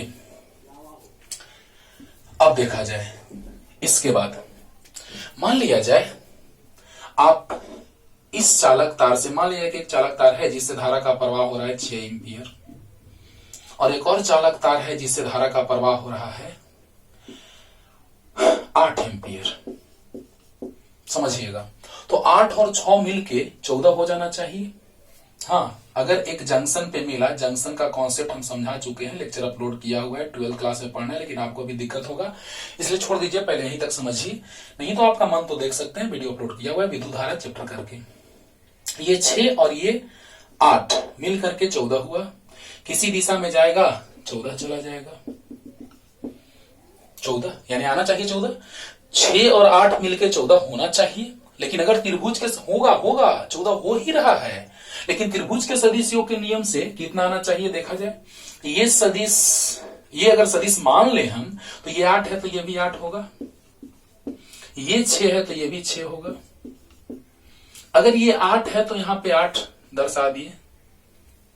अरे यार बोलो, सदिश को अगर हम यहां लिखे हैं सदिश ए है और सदिश तुरंत अभी समान सदिश पे आ रहे हैं बी है, अगर हम बी सदिश को यहां न लिख के यहां लिख देंगे तो क्या दिक्कत है मेरे भाई? कोई दिक्कत नहीं है, दिशा तो वही है, मान तो वही है, यानी कि अगर उसको हम उठा करके यहां विस्थापित कर दिए सदिश को, एक पॉइंट हम लिखवाएंगे आपको आगे कि सदिश को अगर हम विस्थापित कर दिए एक जगह से दूसरे जगह, तो विस्थापित करने पर उसका मान और दिशा उतना ही रखते हुए विस्थापित किया गया है तो उसमें कोई फर्क नहीं पड़ता है। अगर यहां से विस्थापित कर दिया गया बिना दिशा को बदले, बिना मान को बदले, तो उसमें कोई परिवर्तन नहीं आता है। समझिए, ध्यान से समझिए बच्चों, ये सदिश हमने उठा के यहां रख दिया, दिशा वही है, मान वही है, तो क्या उसमें कोई परिवर्तन आएगा? नहीं आएगा। समझिएगा ध्यान से। तो यहाँ पे मान, अभी हम सदिश मान के चल रहे हैं कि क्या ऐसा है, तो पता चलेगा नहीं है। बताओ बच्चों, ये 8 तो ये भी 8। अब बताओ 8 का 6 का स्क्वायर प्लस 8 का स्क्वायर सोल्व करेंगे तो रूट अंडर 36 64 100 आएगा, 100 का रूट 10 आएगा, 10 एम्पियर, यानी 10 एम्पियर क्या ये और ये मिलके 10 होगा तो नहीं 14 होगा, नहीं बराबर है 14 के, यानी कि सदिश योग के नियम का पालन नहीं करता है। अगर सदिश योग के नियम का पालन करता तो कितना आता? 10 आता। सदिश योग के नियम का पालन करता तो 10 आता, लेकिन आ रहा है कितना? 6 और 8 14 आ रहा है, यानी 14 के बराबर 10 नहीं होगा, इसलिए सदिश योग के नियम का पालन नहीं कर रहा है। अब अच्छे से आपको समझ में आ गया होगा। आया बच्चों? जल्दी से लिख लीजिए। अब देखा जाए इसके बाद क्या होगा, सो देखिए बच्चों, देखा जाए जैसे एक बल है, किसी वस्तु पे एक बल लगाया जा रहा है, आगे की ओर बल लगा रहे हैं हम 10 न्यूटन का और पीछे की ओर बल लगा रहे हैं हम 20 न्यूटन का, तो इस पर परिणामी जो बल लगेगा वो पीछे की ओर लगेगा 10 न्यूटन। पीछे 20 आगे 10, परिणामी 10 आया। यानी सदिश योग। हाँ, अगर और भी समझना है तो लीजिए, अगर एक वस्तु पर आगे की ओर बल लगाया जा रहा है 10 न्यूटन और फिर एक और बल लगाया जा रहा है 10 न्यूटन आगे की ओर, तो परिणामी बल हो जाएगा 20 न्यूटन। सदिश योग, एक ही दिशा में, है ना। लेकिन अभी धारा था यहाँ 10 और यहाँ 20 रहता तो 30 जाता, समझ रहा ना। लेकिन यहाँ 10 और 20 तो परिणामी 10।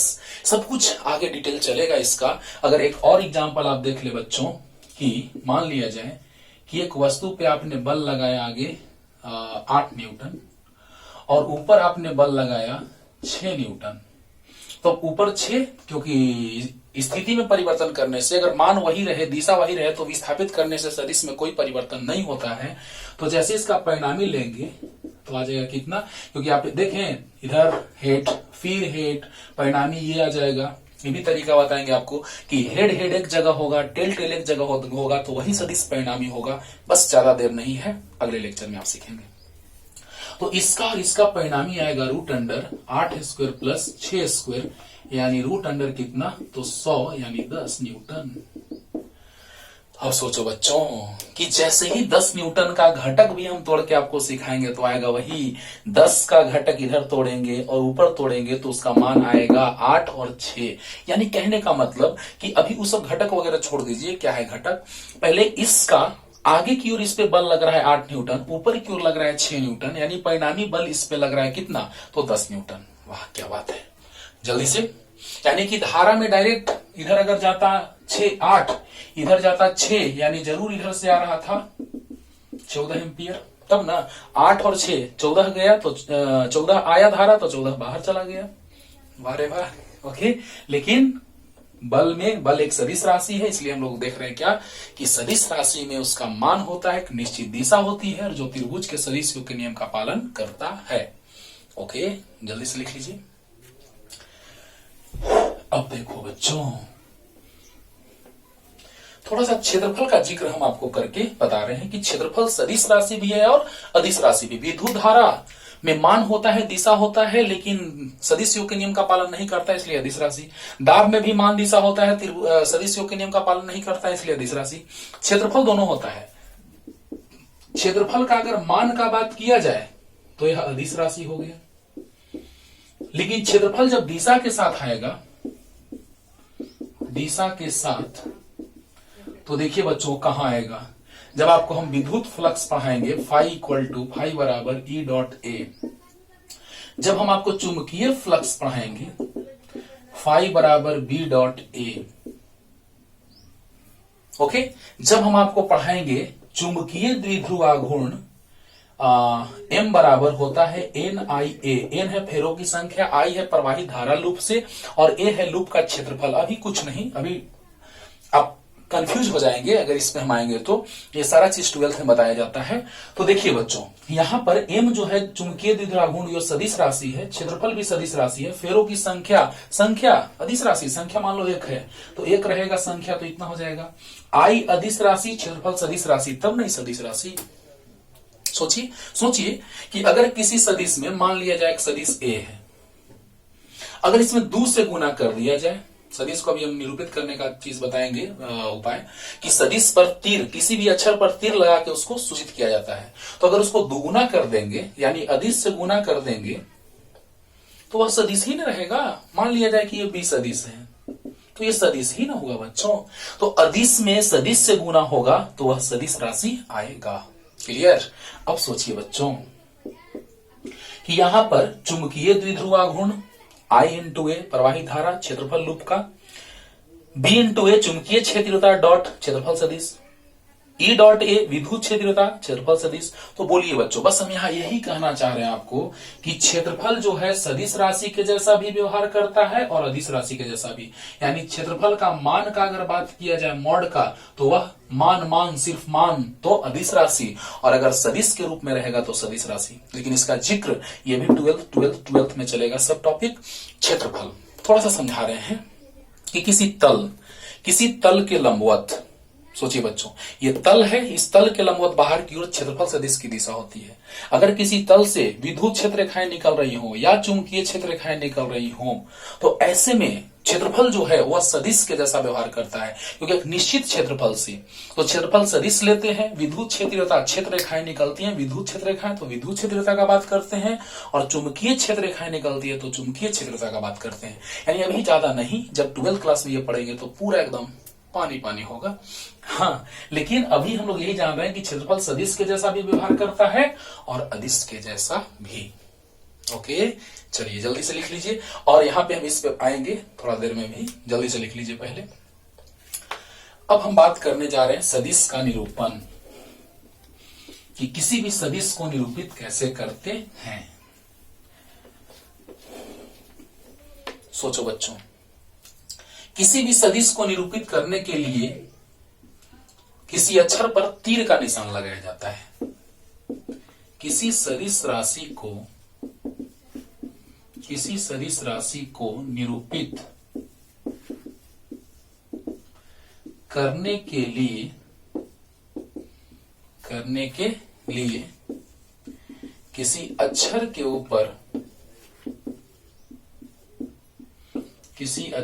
ऊपर तीर का निशान या तीर लगाया जाता है। तीर लगाया जाता है मतलब कि अगर कोई सदिश ए है, जैसे यहां से एक निश्चित दिशा में हम जा रहे हैं बच्चों, ध्यान दीजिए, हमेशा इसकी दिशा एक निश्चित है, इसकी दिशा में कोई परिवर्तन नहीं हो रहा है। तो यहां पे मान लीजिए बिंदु ओ है और यहां पे मान लीजिए बिंदु ए है। तो सदिश की जो दिशा हुई वो कैसी, तो ओ से ए तक मान लिया जाए कोई यहां पे ए है, तो ये सदिश ए पर तीर कहां से कहां तक, तो ओ से ए तक। तो जैसे ही ओ से ए तक चलेंगे बच्चों, तो ए पे तीर लगा देंगे, यानी उसको सदिश के द्वारा निरूपित किया जाता है। ए पे तीर लगा करके सूचित किया जाता है। अब ये मत सोचिएगा, मान लिया जाए कि एक सदिश ऐसा है, तो इस पर तीर लगा दोगे उसी दिशा में, कि बी पर इधर तीर, गलत बात। अगर ऐसा है सी, तो पीछे तीर, गलत बात। Our sense always be positive, हमारा सेंस हमेशा पॉजिटिव होता है या पॉजिटिव होना चाहिए यार, पॉजिटिव होना चाहिए। क्या तुम सीखने के लिए ना पढ़ रहे हो कि भूलने के लिए, सीखने के लिए? तो सेंस ऑलवेज बी पॉजिटिव। तो हमेशा चाहे तो सदिश इधर रहे तो भी तीर ऐसे ही आगे, अगर सदिश पीछे रहे तो भी इस पे तीर आगे, हमेशा तीर आगे होना चाहिए। किसी भी अक्षर पे तीर हमेशा आगे होना चाहिए। ओके, तो बताइए बच्चों कि ओ से लेके ए तक है सदिश, तो ओ से ए तक हुआ तो ओ प्रारंभिक और ए अंतिम, तो ये है टेल मतलब पूंछ, और ये है हेड मतलब सिर। ओके, तो बताइए बच्चों कि यहाँ पे टेल है और यहाँ पे हेड है, तो जैसे ही हम आगे बढ़ेंगे बच्चों, तो आगे बढ़ने के दौरान टेल से हेड की ओर चल रहे हैं। देखता होगा गाय भैंस को, है ना, किसी भी एनिमल्स को आप देख रहे हो, तो आप देखते हैं कि पूंछ से सिर की ओर चलता है वो, ना कि सिर से पूंछ की ओर बैक साइड में, ऐसा नहीं, हमेशा पूंछ से सिर की ओर चलता है आगे। Our sense always be positive. तो सोचिए बच्चों, टेल से लेके हेड की ओर, यानी ओ से लेके ए की ओर, तो ओ ए सदिश बराबर क्या, ए सदिश, बी सदिश, सी सदिश। हाँ, जिधर सदिश रहेगा उस दिशा में तीर लगाएंगे, लेकिन उस पर जो अंकित करेंगे और निरूपित करेंगे वो हमेशा आगे की ओर होना चाहिए। ओके, और सदिश के मान को मोड के द्वारा सूचित करते हैं। ए सदिश के मान को मोड के द्वारा, और मोड सदिश लग गया तो ए हो गया। ये है सदिश ए का मान, सदिश ए का मान। अब कैसे, आइए आप एक सिंपल से एग्जांपल से सीख लीजिए। एफ बराबर ए में आप लिखते हैं कि नहीं बच्चों? बल कौन सा राशि है? सदिश राशि। अगर सदिश निरूपण देखें आप तो कैसा होगा, देखिए तो सदिश निरूपण, सदिश निरूपण में आप देखते हैं एफ सदिश, तो एफ सदिश बराबर होता है एम ए सदिश, एम अदिश राशि है, ए सदिश राशि है। लेकिन जैसे ही इसका मॉड आप लगाते हैं पहले जल्दी से इतना लिख लीजिए। किसी सदिश राशि को निरूपित करने के लिए किसी अक्षर के ऊपर तीर लगाया जाता है। टेल से हेड की ओर हम लोग बढ़ते हैं, ऊपर में तीर हमेशा आगे रहता है। चाहे सदिश इधर रहे, नीचे रहे, किधर भी किसी दिशा में रहे, उस पर तीर हमेशा सोच आगे रहना चाहिए, उस दिशा में रहता है और सेंस ऑलवेज भी पॉजिटिव। तो बताइए बच्चों, इस सदिश के मॉड को ऐसे सूचित करते हैं, कैसे वो वहां से पता चलेगा। तो जल्दी से पहले लिख लीजिए इतना पूरा, ये भी जल्दी।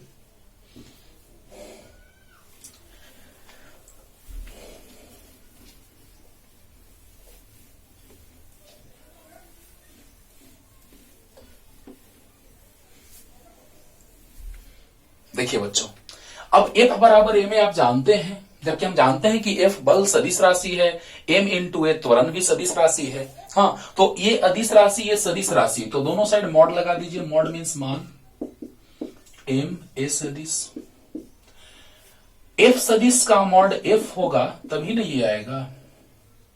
M तो अदिश है, बाहर निकल गया। A सदिश का मॉड होगा तभी ना A आएगा।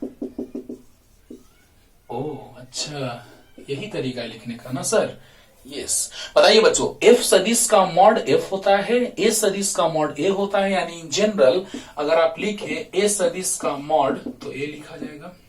याद रखना है, काम देगा बहुत ज्यादा। A सदिश के मॉड को A कहते हैं, B सदिश के मॉड को B कहते हैं, जो भी आए उसके सदिश के मॉड को उतना कहते हैं। क्लियर? जल्दी से करिए, जल्दी। अब देखिए बच्चों, सदिशों के कुछ परिभाषाओं पे हम आ रहे हैं। हाँ, जिसमें सबसे इंपॉर्टेंट है, सबसे ज्यादा इंपॉर्टेंट, ध्यान दीजिएगा बच्चों, वो है एकांक सदिश। सबसे ज्यादा इंपॉर्टेंट एकांक सदिश। शून्य सदिश भी है इंपॉर्टेंट, लेकिन उतना ज्यादा नहीं जितना एकांक सदिश। एकांक सदिश बहुत ज्यादा यूजफुल है हमारे लिए, है ना, फिजिक्स के लिए। कैसे, आइए आते हैं हम लोग। पहला नंबर, एकांक सदिश। एकांक सदिश, यूनिट वेक्टर। तो किस तरह से हमने निरूपित किया बच्चों, ध्यान देना। सदिश को किस तरह से, उसको हम ऐसे भी लिखते हैं कि सदिश का निरूपण लिखो, या सदिश को अगर हम लोग बात करें, जो हम निरूपित कर रहे हैं, है ना, उस पे तीर जो लगाए हुए हैं, हाँ, जैसे ही इस सदिश पे आपने तीर लगाया है तो तीर लगा हुआ वह सदिश है, लेकिन उसका मॉड A है। इस बात को हमेशा आप दिमाग में रखिएगा। यही निरूपित करने का स्टाइल है कि सदिश पर तीर और ये सदिश का मान A होता है, मॉड A होता है। अगर A है तो A, B है तो B, C है तो C, D है तो D, जो भी है। लेकिन एकांक सदिश थोड़ा हटके, है ना, क्या? तो आइए बच्चों, वैसा सदिश जिसका मान एकांक हो, एकांक मीन्स एक, एकांक हो, एकांक सदिश कहलाता है। या एक हो भी लिख सकते हैं। वैसा सदिश जिसका मान एक हो, एकांक सदिश कहलाता है, एकांक सदिश कहलाता है। समझिएगा बच्चों ध्यान से। वैसा सदिश जिसका मान एकांक यानी एक हो, एकांक सदिश कहलाता है। ओके, अब ध्यान दीजिए, इसे किसी अक्षर के ऊपर कैप या हैट या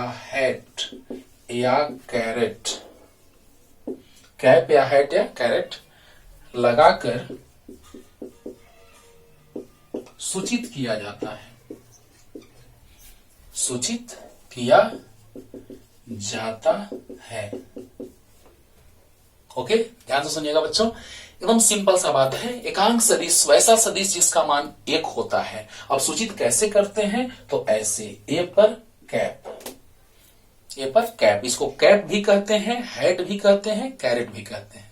ओके, तो वैसा सदिश जिसका मान कितना हो बच्चों, एक हो, एकांक सदिश कहलाता है, जिसे कैप, हेड या कैरेट लगा के सूचित किया जाता है, जिसपे हम लगाते हैं कैसा, कैप मीन्स टोपी। ओके, सूचित किया जाता है। तो क्या है ये, अभी तुरंत और इसका डिटेल लेके चल रहे हैं, जल्दी से इतना लिखिए, जल्दी।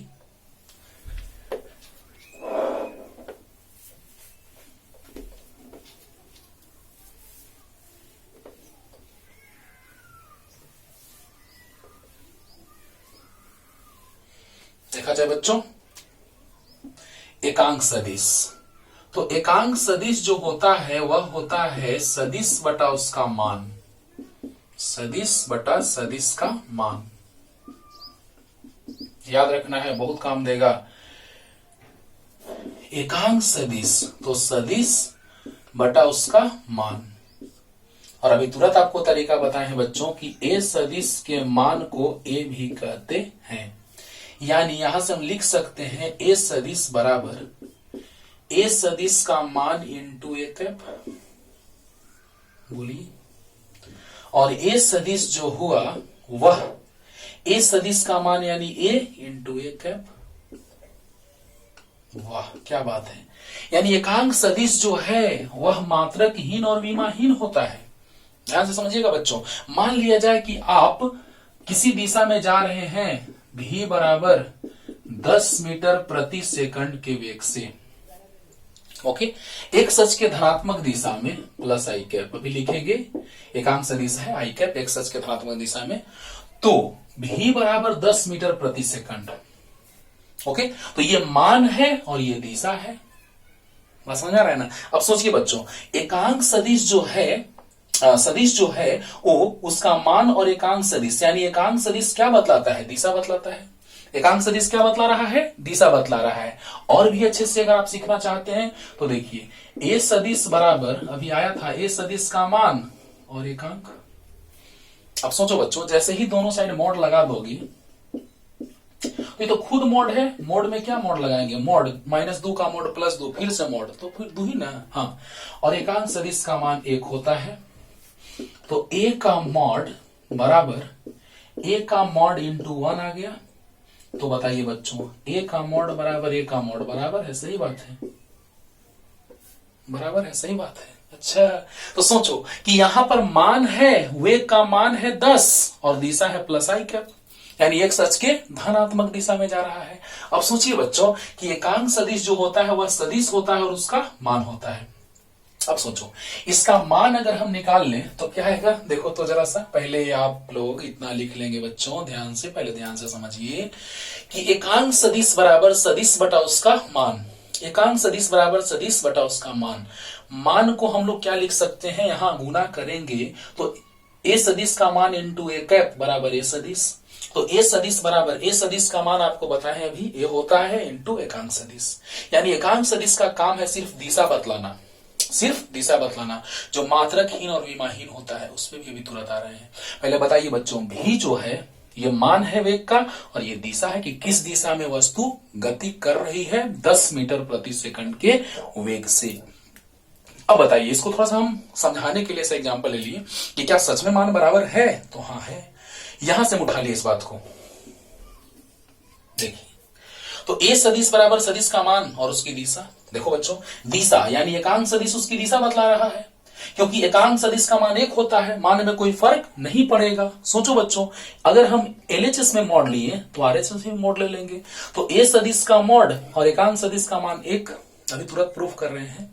तो बताइए बच्चों कि ए का मॉड और ए का मॉड और एकांक सदिश का मान 1, तो दोनों बराबर नहीं आया, आया। जल्दी से लिख लीजिए, आप लोग इतना लिखिए, लेकिन वो भी आप साइड में लिख सकते हैं, आपका मन, जल्दी जल्दी। अब देखो बच्चों, एकांक सदिश जो होता है वह सिर्फ दिशा बतलाता है। एकांक सदिश किसी भी सदिश के दिशा को बतलाता है। कैसे, आइए देखिए। पहले एक बात लिख लेते हैं, नोट का 3 पॉइंट पहले लिख लेते हैं।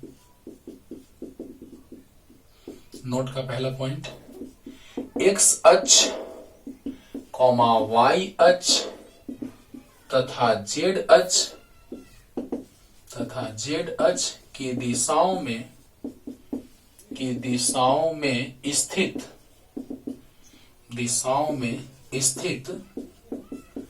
एकांक एकांक सदिश क्रमशः आई कैप, याद रखिएगा बच्चों, आज से बहुत काम देगा, आई कैप कॉमा जे कैप तथा के कैप होते हैं। वाह, याद रखना है एक्स अक्ष, वाई अक्ष तथा जेड अक्ष की दिशाओं में स्थित एकांक सदिश क्रमशः इतना होते हैं। यानी कि एक्स अक्ष की दिशा में आई कैप, वाई अक्ष की दिशा में जे कैप और जेड अक्ष की दिशा में जो सदिश होती है वो के कैप होती है। याद हो गया, एक्स अक्ष की दिशा में आई कैप, वाई अक्ष की दिशा में जे कैप और जेड अक्ष की दिशा में के कैप होती है। तो पहले इसको लिखिए, नोट का फर्स्ट पॉइंट है ये, और इसका चित्र भी बना रहे हैं बच्चों, जल्दी जल्दी।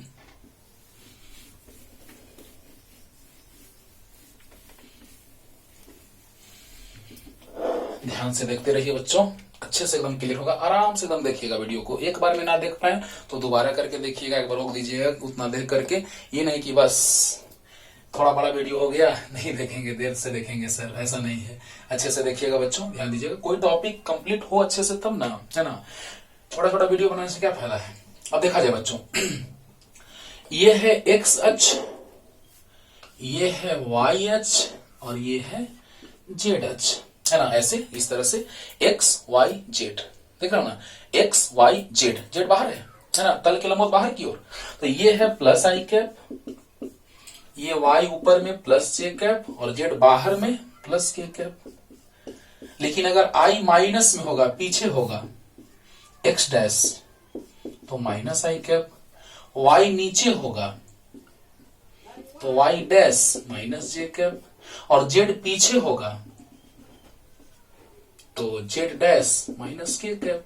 वाह, मतलब क्या ऐसे है बच्चों, ध्यान दीजिए, एक्स आगे प्लस पीछे माइनस, ऊपर वाई प्लस नीचे माइनस, और जेड बाहर प्लस और अंदर माइनस। ओके, ये बहुत काम देगा बच्चों, यानी समकोणिक सदिश भी इसको कहते हैं क्योंकि तीनों सदिश एक दूसरे के साथ क्या 90 डिग्री का कोण बना रहे हैं, क्योंकि ये इस पे लंबवत है, ये इस पे लंबवत है, ये इस पे लंबवत है, यानी तीनों एक दूसरे पे क्या है, लंबवत है। देखिए बच्चों, तीनों एक दूसरे पे क्या है, लंबवत है। तो ये एक्स अक्ष, ये वाई अक्ष, ये जेड अक्ष, प्लस में प्लस आई कैप, माइनस में माइनस आई कैप, प्लस में प्लस जे कैप, माइनस में माइनस जे कैप, ऊपर बाहर में प्लस के कैप और अंदर में माइनस के कैप। क्लियर? अब देखिए, अभी आपने देखा, दूसरा नोट पॉइंट पे आ रहा है, पहले इतना लिख लीजिए जल्दी से। नोट के दूसरे पॉइंट पे आ रहे हैं बच्चों कि एकांक सदिश, दूसरा पॉइंट, एकांक सदिश सिर्फ किसी सदिश के दिशा को बतलाता है।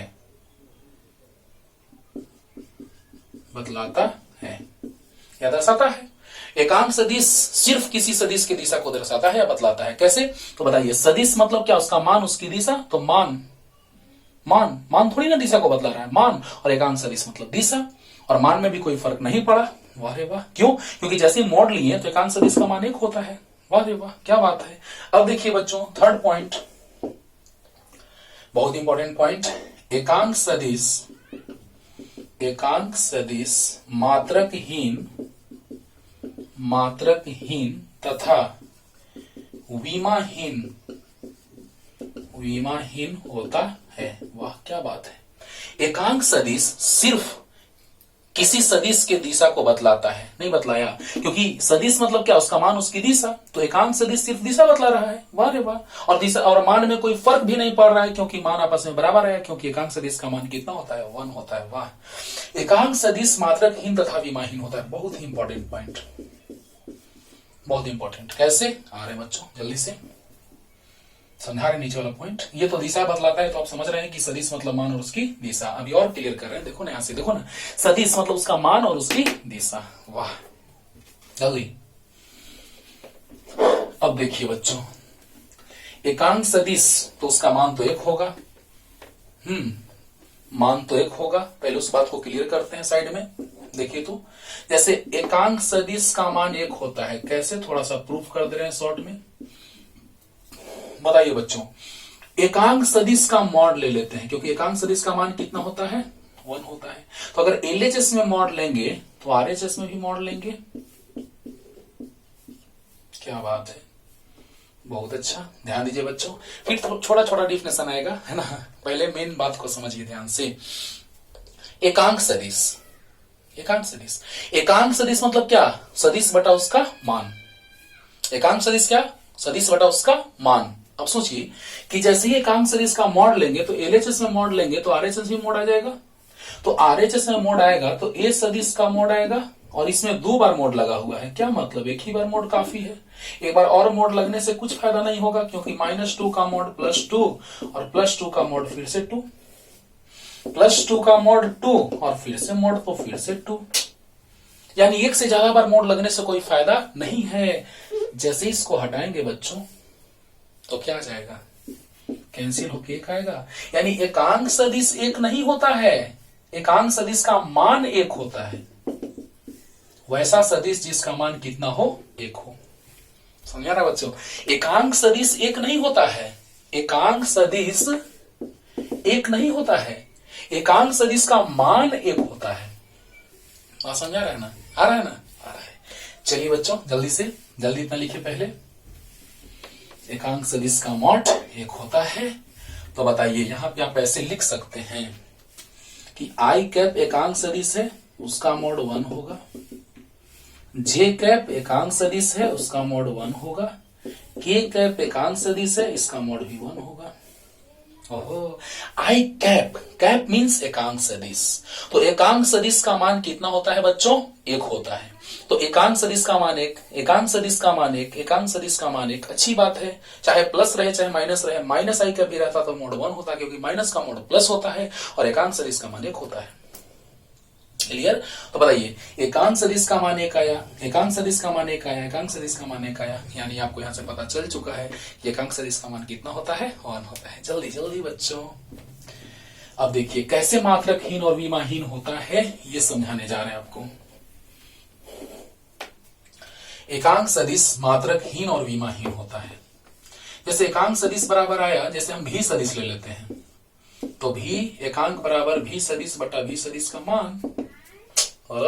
तो भी सदिश देख रहे हो बच्चों, 10 मीटर प्रति सेकंड। आई कैप मीन्स क्या, प्लस आई कैप मीन्स क्या, एक सच के धनात्मक दिशा में।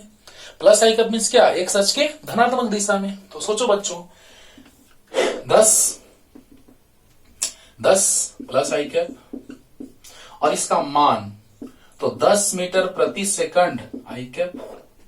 तो बताइए 10 मीटर प्रति सेकंड से 10 मीटर प्रति सेकंड कट गया, प्लस आई कैप और एकांक सदिश का मॉड कितना, 1,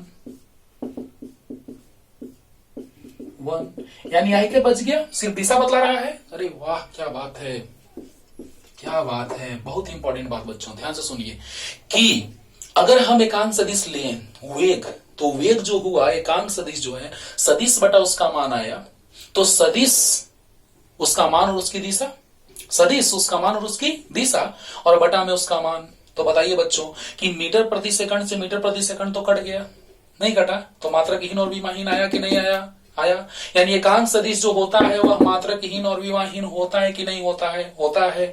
और आप बताइए बच्चों, सदिश बटा उसका मान, तो एकांक सदिश का मान कितना, 1, यानी एकांक सदिश बटा में 1, यानी कि एकांक सदिश। सच बात है, एकांक सदिश के बराबर है, क्योंकि इसका भी मोड इसके मोड के बराबर होगा, यानी इसका कोई मात्रक और विमा इसलिए नहीं होगा क्योंकि मात्रक और विमा कट जाएगा, खत्म हो जाएगा।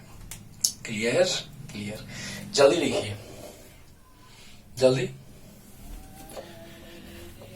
अब हम बात करने जा रहे हैं बच्चों शून्य सदिश पे। मेन इंपॉर्टेंट यही है बच्चों, है ना, एकांक सदिश। लेकिन जितने डिफिनेशन जानने हैं वो हम आपको बताने जा रहे हैं, बस ध्यान से सुनते रहिए। तो देखा जाए, अब हम बात कर रहे हैं शून्य सदिश का। सेकंड नंबर, शून्य सदिश, जीरो वेक्टर, जीरो वेक्टर और नल वेक्टर, और नल वेक्टर। समझिएगा, नाम से पता चल रहा है कि वैसा सदिश जिसका मान कितना हो, 0 हो, है ना, उसे क्या कहते हैं? शून्य सदिश। तो वैसा सदिश जिसका मान शून्य हो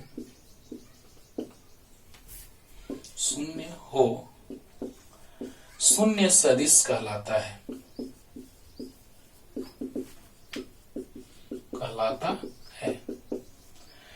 वैसा सदिश जिसका मान शून्य हो शून्य सदिश कहलाता है। इसे शून्य पे एरो, बाबू देखो, इसे शून्य पे एरो के द्वारा सूचित किया जाता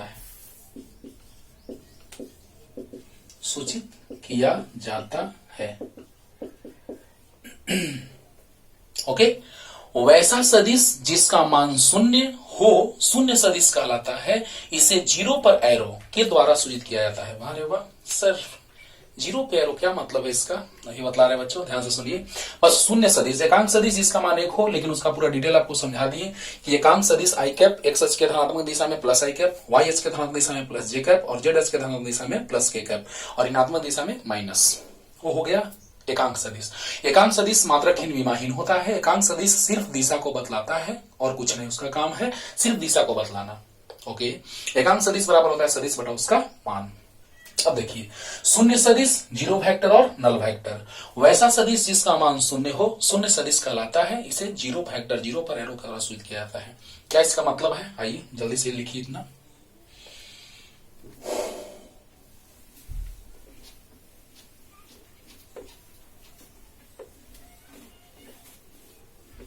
देखो बच्चों, अगर कोई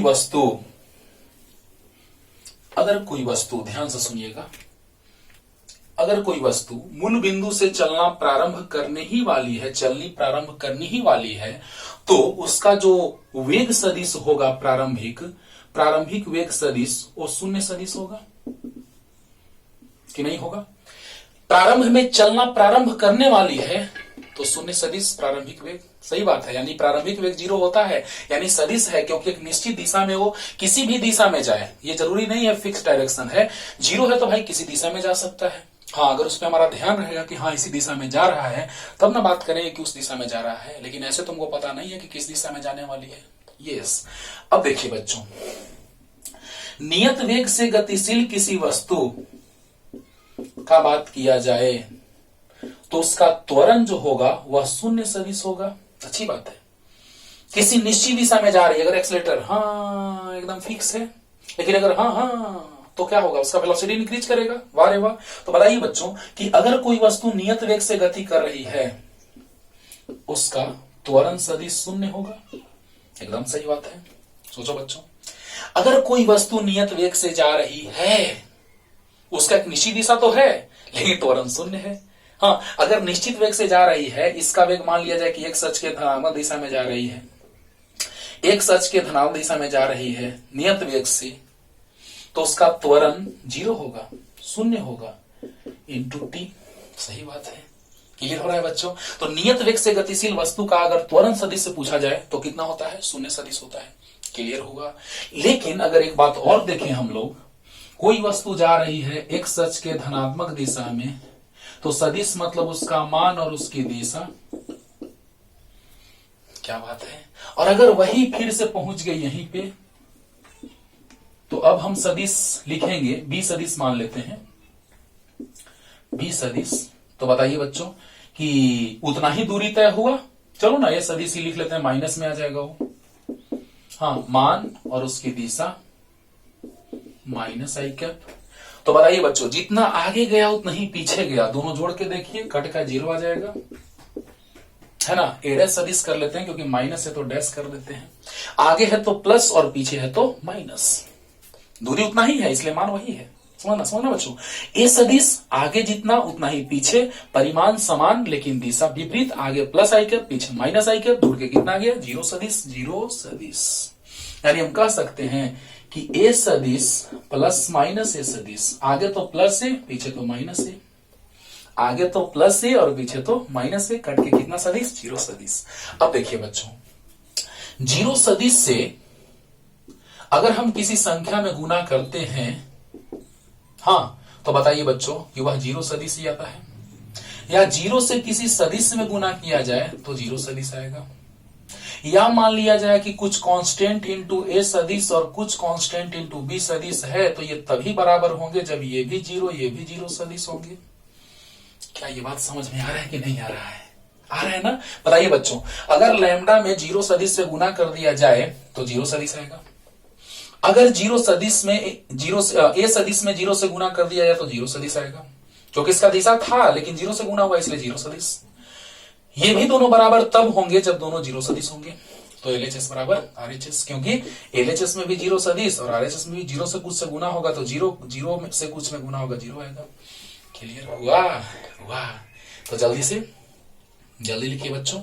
और भी बताएंगे आपको कि जब एक वस्तु यहां से चली, ऐसे पहुंची, फिर यहां रिटर्निंग आ गई, ए सदिश, बी सदिश और सी सदिश, पूरा वेक्टर के फॉर्म में सिखाएंगे आपको, जोड़ करके सदिशों का, त्रिभुज का सदिश योग नियम बताएंगे आपको, तो वहां से डिटेल समझाएंगे। लेकिन अभी बस शॉर्ट में समझिए कि यहाँ पर ए सदिश, बी सदिश और सी सदिश जहां पे थे वहीं पहुंच गए, तो ए सदिश प्लस बी सदिश प्लस सी सदिश बराबर जीरो सदिश, ए सदिश प्लस बी सदिश प्लस सी सदिश बराबर जीरो सदिश। क्लियर हुआ? तो जल्दी से लिख लीजिए, जल्दी। अब हम बात करने जा रहे हैं बच्चों समान सदिश का। समान सदिश यानी वैसे सदिश जिनका मान समान हो, दिशा भी समान हो, समान सदिश कहलाते हैं। लेकिन उसमें एक बात जरूरी है याद रखना, वो क्या है अभी समझाते हैं, क्योंकि आपको हम बताए थे विमीय समघातता का सिद्धांत पहले चैप्टर में। आइए, तीसरा नंबर है बच्चों समान सदिश। समान सदिश बस ऐसे ही सिंपल डिफिनेशन अब आने वाला है, बस इक्वल फैक्टर और नेगेटिव फैक्टर, ऋणात्मक सदिश सीख लीजिए। इक्वल वेक्टर, समान सदिश, समझिएगा बच्चों। वैसे सदिश जिनका मान तथा दिशा समान हो, वैसे सदिश जिनका मान तथा दिशा समान हो, समान सदिश कहलाते हैं, समान सदिश कहलाते हैं। लेकिन इसमें एक बात इंपॉर्टेंट है समझना, नोट पॉइंट। वैसे सदिश जिनका मान और दिशा समान हो समान सदिश कहलाते हैं, लेकिन नोट पॉइंट ये कि समान सदिश, दो सदिश समान सदिश तब होंगे, दो सदिश समान सदिश तब होंगे जब उनके मात्रक तथा विमा भी समान हो। क्या बात है, ओहो, ध्यान दीजिए बच्चों। आपको विमीय समघातता का सिद्धांत बताया था, उस समय बताए थे, आप देखिएगा वीडियो, फर्स्ट चैप्टर का वीडियो अपलोड किया हुआ है कि भी का विमा आया था LT का पावर -1, U का विमा LT का पावर -1, त्वरण का विमा LT का पावर -2 इंटू T का विमा TLT का पावर -1। यानी LHS और RHS की विमा समान होनी चाहिए कि डिफरेंट, अलग अलग, यानी समान होना चाहिए। अब सोचिए बच्चों कि यहां पर समान सदिश में हम लिख दिए बस कि वैसे सदिश जिनका मान तथा दिशा समान हो समान सदिश कहलाते हैं, तो क्या कंप्लीट डिफिनेशन हो गया? नहीं। सोचो बच्चों, वैसे सदिश जिनका मान तथा दिशा समान हो समान सदिश कहलाते हैं, अच्छी बात है, लेकिन उनका मात्रक और विमा भी समान होना चाहिए। मात्रक और विमा भी समान होना चाहिए। कैसे? अभी बता रहे हैं, समझा रहे हैं, क्लियर होगा। पहले इतना लिख लीजिए।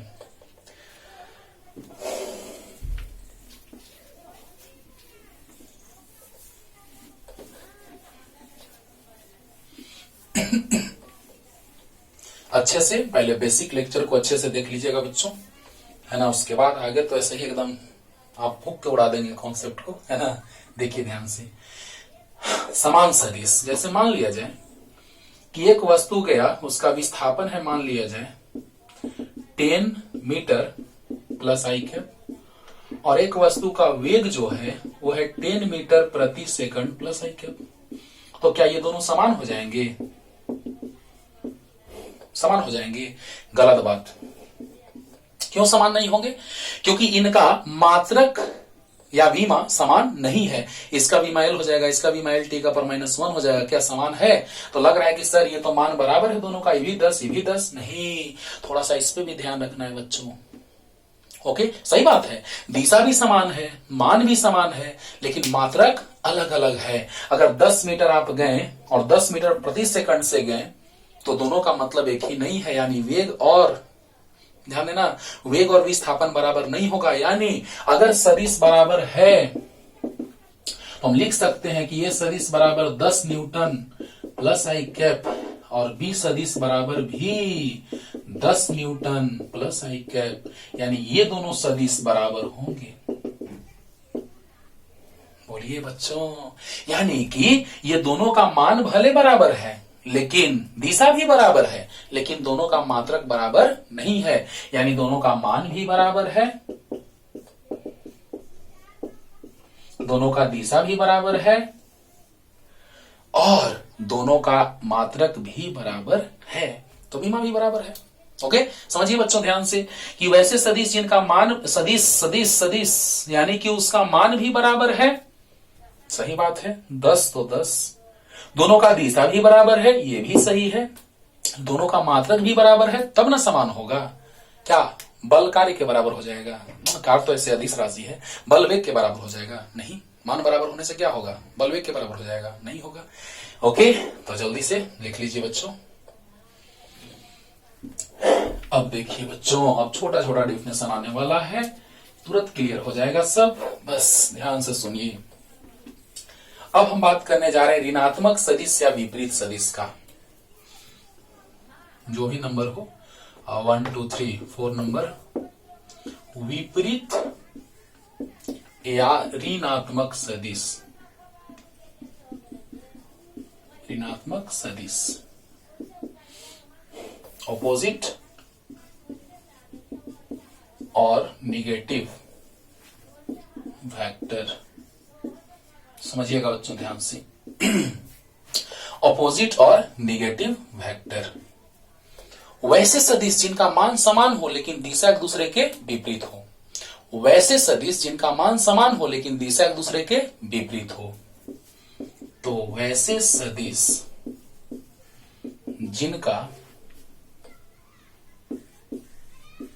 जिनका मान आपस में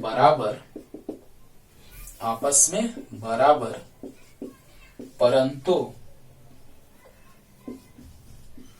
दिशा एक दूसरे के विपरीत हो। विपरीत या ऋणात्मक सदिश कहलाते हैं।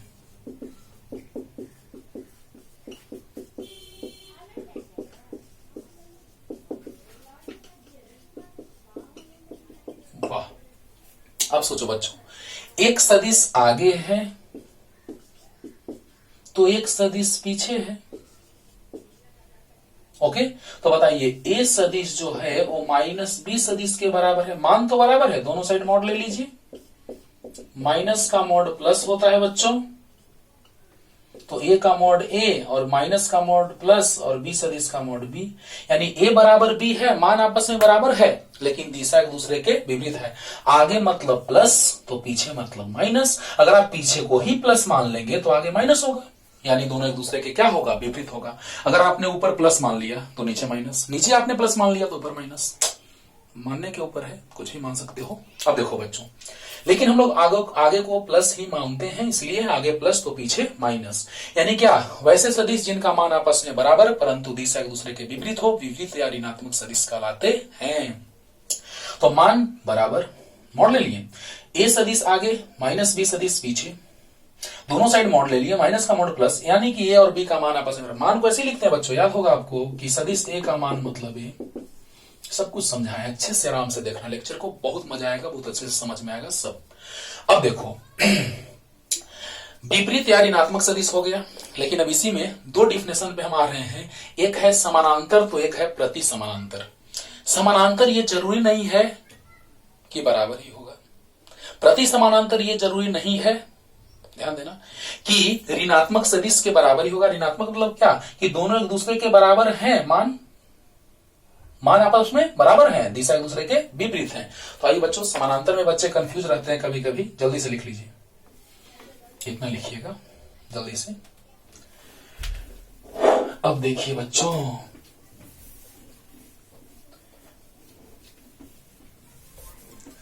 अब एक बात और हम लोग करने जा रहे हैं। ऐसे तो छोटा छोटा और डेफिनेशन, उसको समानांतर प्रति समानांतर को भी समझा देते हैं।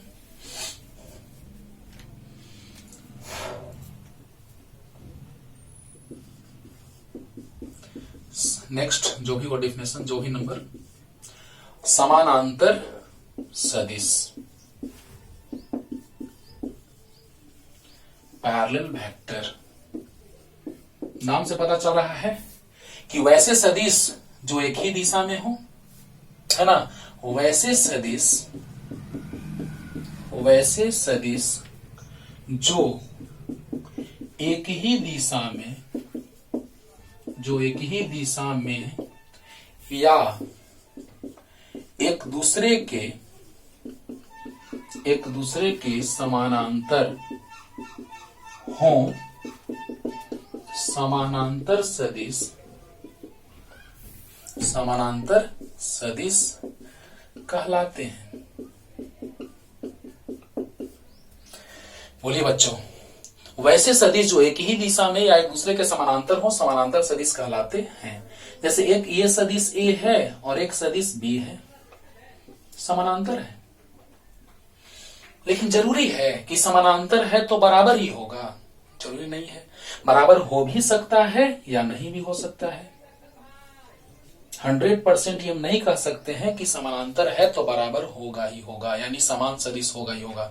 यानी समान सदिश जो है वो समानांतर सदिश हो सकता है, लेकिन समानांतर सदिश जरूरी नहीं है कि समान सदिश हो जाएगी। क्यों? क्योंकि आप देखिए बच्चों, ए और बी एक ही दिशा में है। समानांतर सदिश हम ऐसा भी ले सकते हैं, ऐसा भी ले सकते हैं। सोच के देखो, समानांतर सदिश हम ऐसा भी ले सकते हैं और ऐसा भी ले सकते हैं। यानी जरूरी नहीं है कि समानांतर है तो समान होगा ही होगा। सोचो बच्चों, अगर ये दोनों सदिश समान है तो समानांतर हो सकते हैं 100%, लेकिन समानांतर है तो हो भी सकते हैं समान, देखो, और नहीं भी हो सकते हैं। यानी समान सदिश हमेशा समानांतर होगा, लेकिन समानांतर सदिश ये जरूरी नहीं है कि हमेशा समान होगा। क्लियर हो गया होगा? हो गया होगा। और प्रति समानांतर में क्या होगा, जल्दी से लिख लीजिए, इसी में थोड़ा सा चेंज कर देंगे। यानी समानांतर सदिशों के बीच का कोण 0 डिग्री, समान सदिशों के बीच का कोण भी 0 डिग्री, क्योंकि समान है, एक ही दिशा में है, मान और दिशा एक ही ओर, यानी कि बीच का कोण 0 डिग्री। समानांतर होगा तो बीच का कोण 0 डिग्री। जल्दी, अब प्रति समानांतर। नेक्स्ट, प्रति समानांतर सदिश एंटी पैरेलल वेक्टर, ANTI है बच्चों, एंटी पैरेलल वेक्टर। तो वैसे सदिश जो एक दूसरे के विपरीत दिशा में,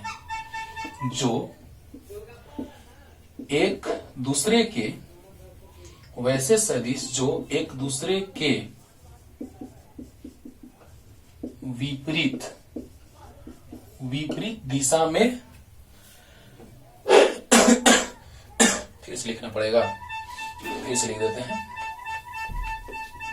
वैसे सदिश जो एक दूसरे के विपरीत दिशा में हो, प्रति समानांतर सदिश कहलाते हैं।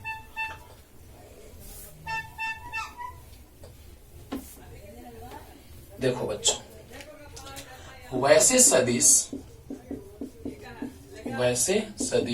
जो एक दूसरे के विपरीत दिशा में हो,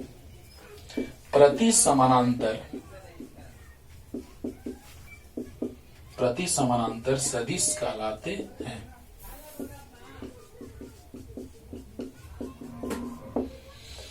अब इसको भी ऋणात्मक वाला से हम लोग तुलना करें तो जरूरी नहीं कि हमेशा मान बराबर ही हो।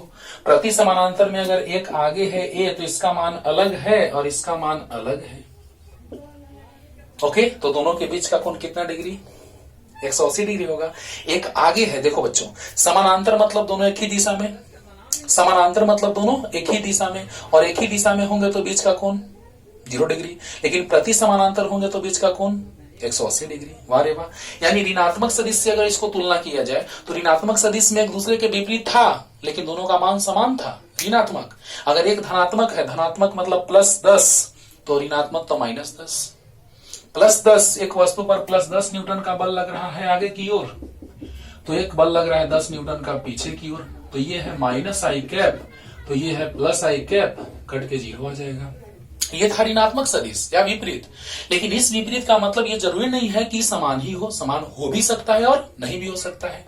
तो जस्ट अभी हम लिए थे समांतर का केस, समान वाला के जैसा, वैसे ही तो समान वाला, समान सदिश समांतर सदिश हो सकता है, लेकिन समानांतर सदिश ये जरूरी नहीं कि हमेशा समान सदिश होगा ही होगा। क्लियर? जल्दी से लिख लीजिए, जल्दी। प्रति समानांतर, एक दूसरे के विपरीत दिशा, कोण 180 डिग्री, दोनों सदिशों के बीच का कोण 180 डिग्री होगा।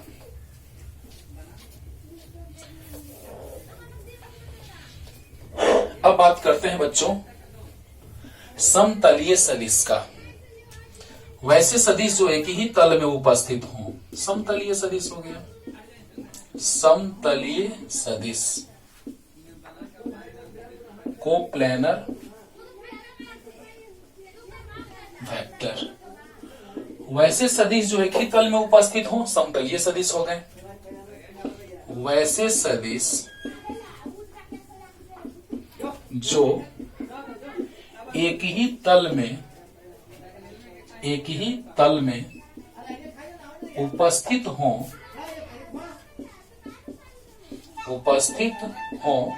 समतलीय सदिश कहलाते हैं।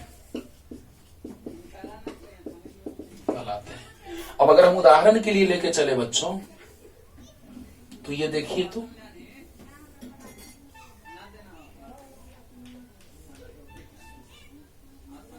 कुछ ऐसा है ना। तो देखिए, ये है मान लिया जाए क्यूबिकल शेप्ड ऑब्जेक्ट।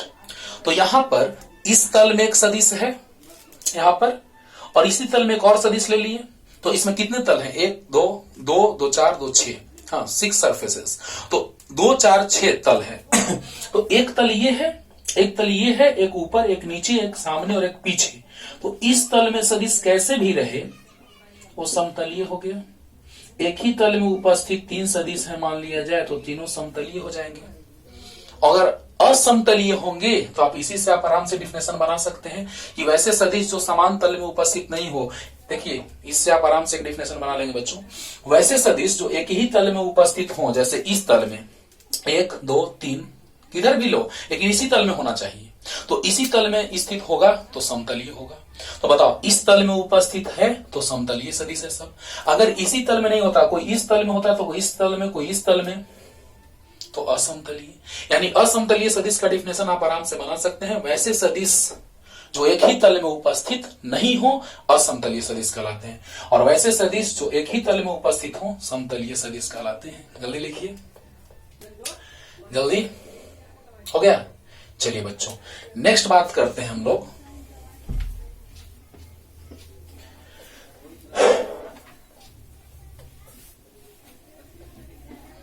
असमतलीय सदिश। तो क्लियर हो गया कि वैसे सदिश जो एक ही तल में उपस्थित नहीं होंगे, असमतलीय सदिश।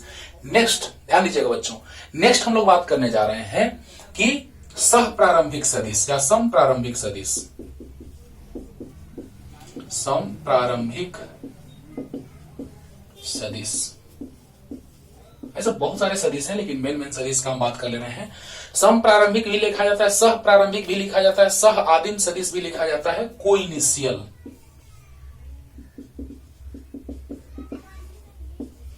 कोइनिशियल वेक्टर्स, बहुत सारे सदिश होंगे तब ना, और कंकरेंट वेक्टर्स, कंकरेंट वेक्टर्स।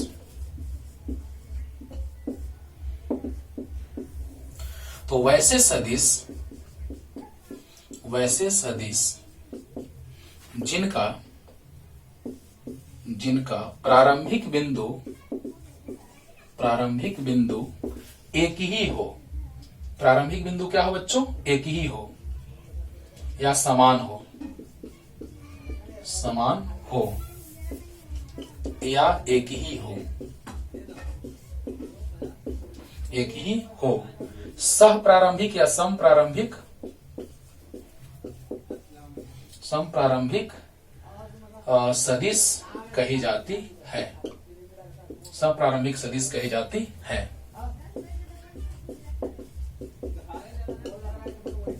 देखिए बच्चों, समप्रारंभिक सदिश को इनिशियल वेक्टर्स और कंकरेंट वेक्टर्स, तो वैसे सदिश जिनका प्रारंभिक बिंदु समान हो या एक ही हो समप्रारंभिक सदिश कहलाते हैं या कही जाती है।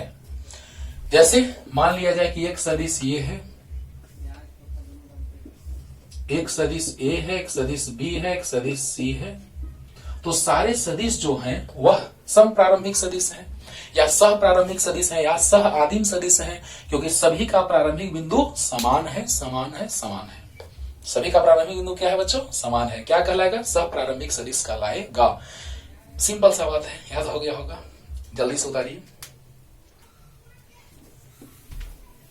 अब हम बात करने जा रहे हैं समरेख सदिश का। समरेख माने एक ही रेखा में, एक ही दिशा में, है ना। वैसे सदिश जो एक ही दिशा में हो समरेख सदिश कहलाते हैं। समरेख सदिश, कोलिनियर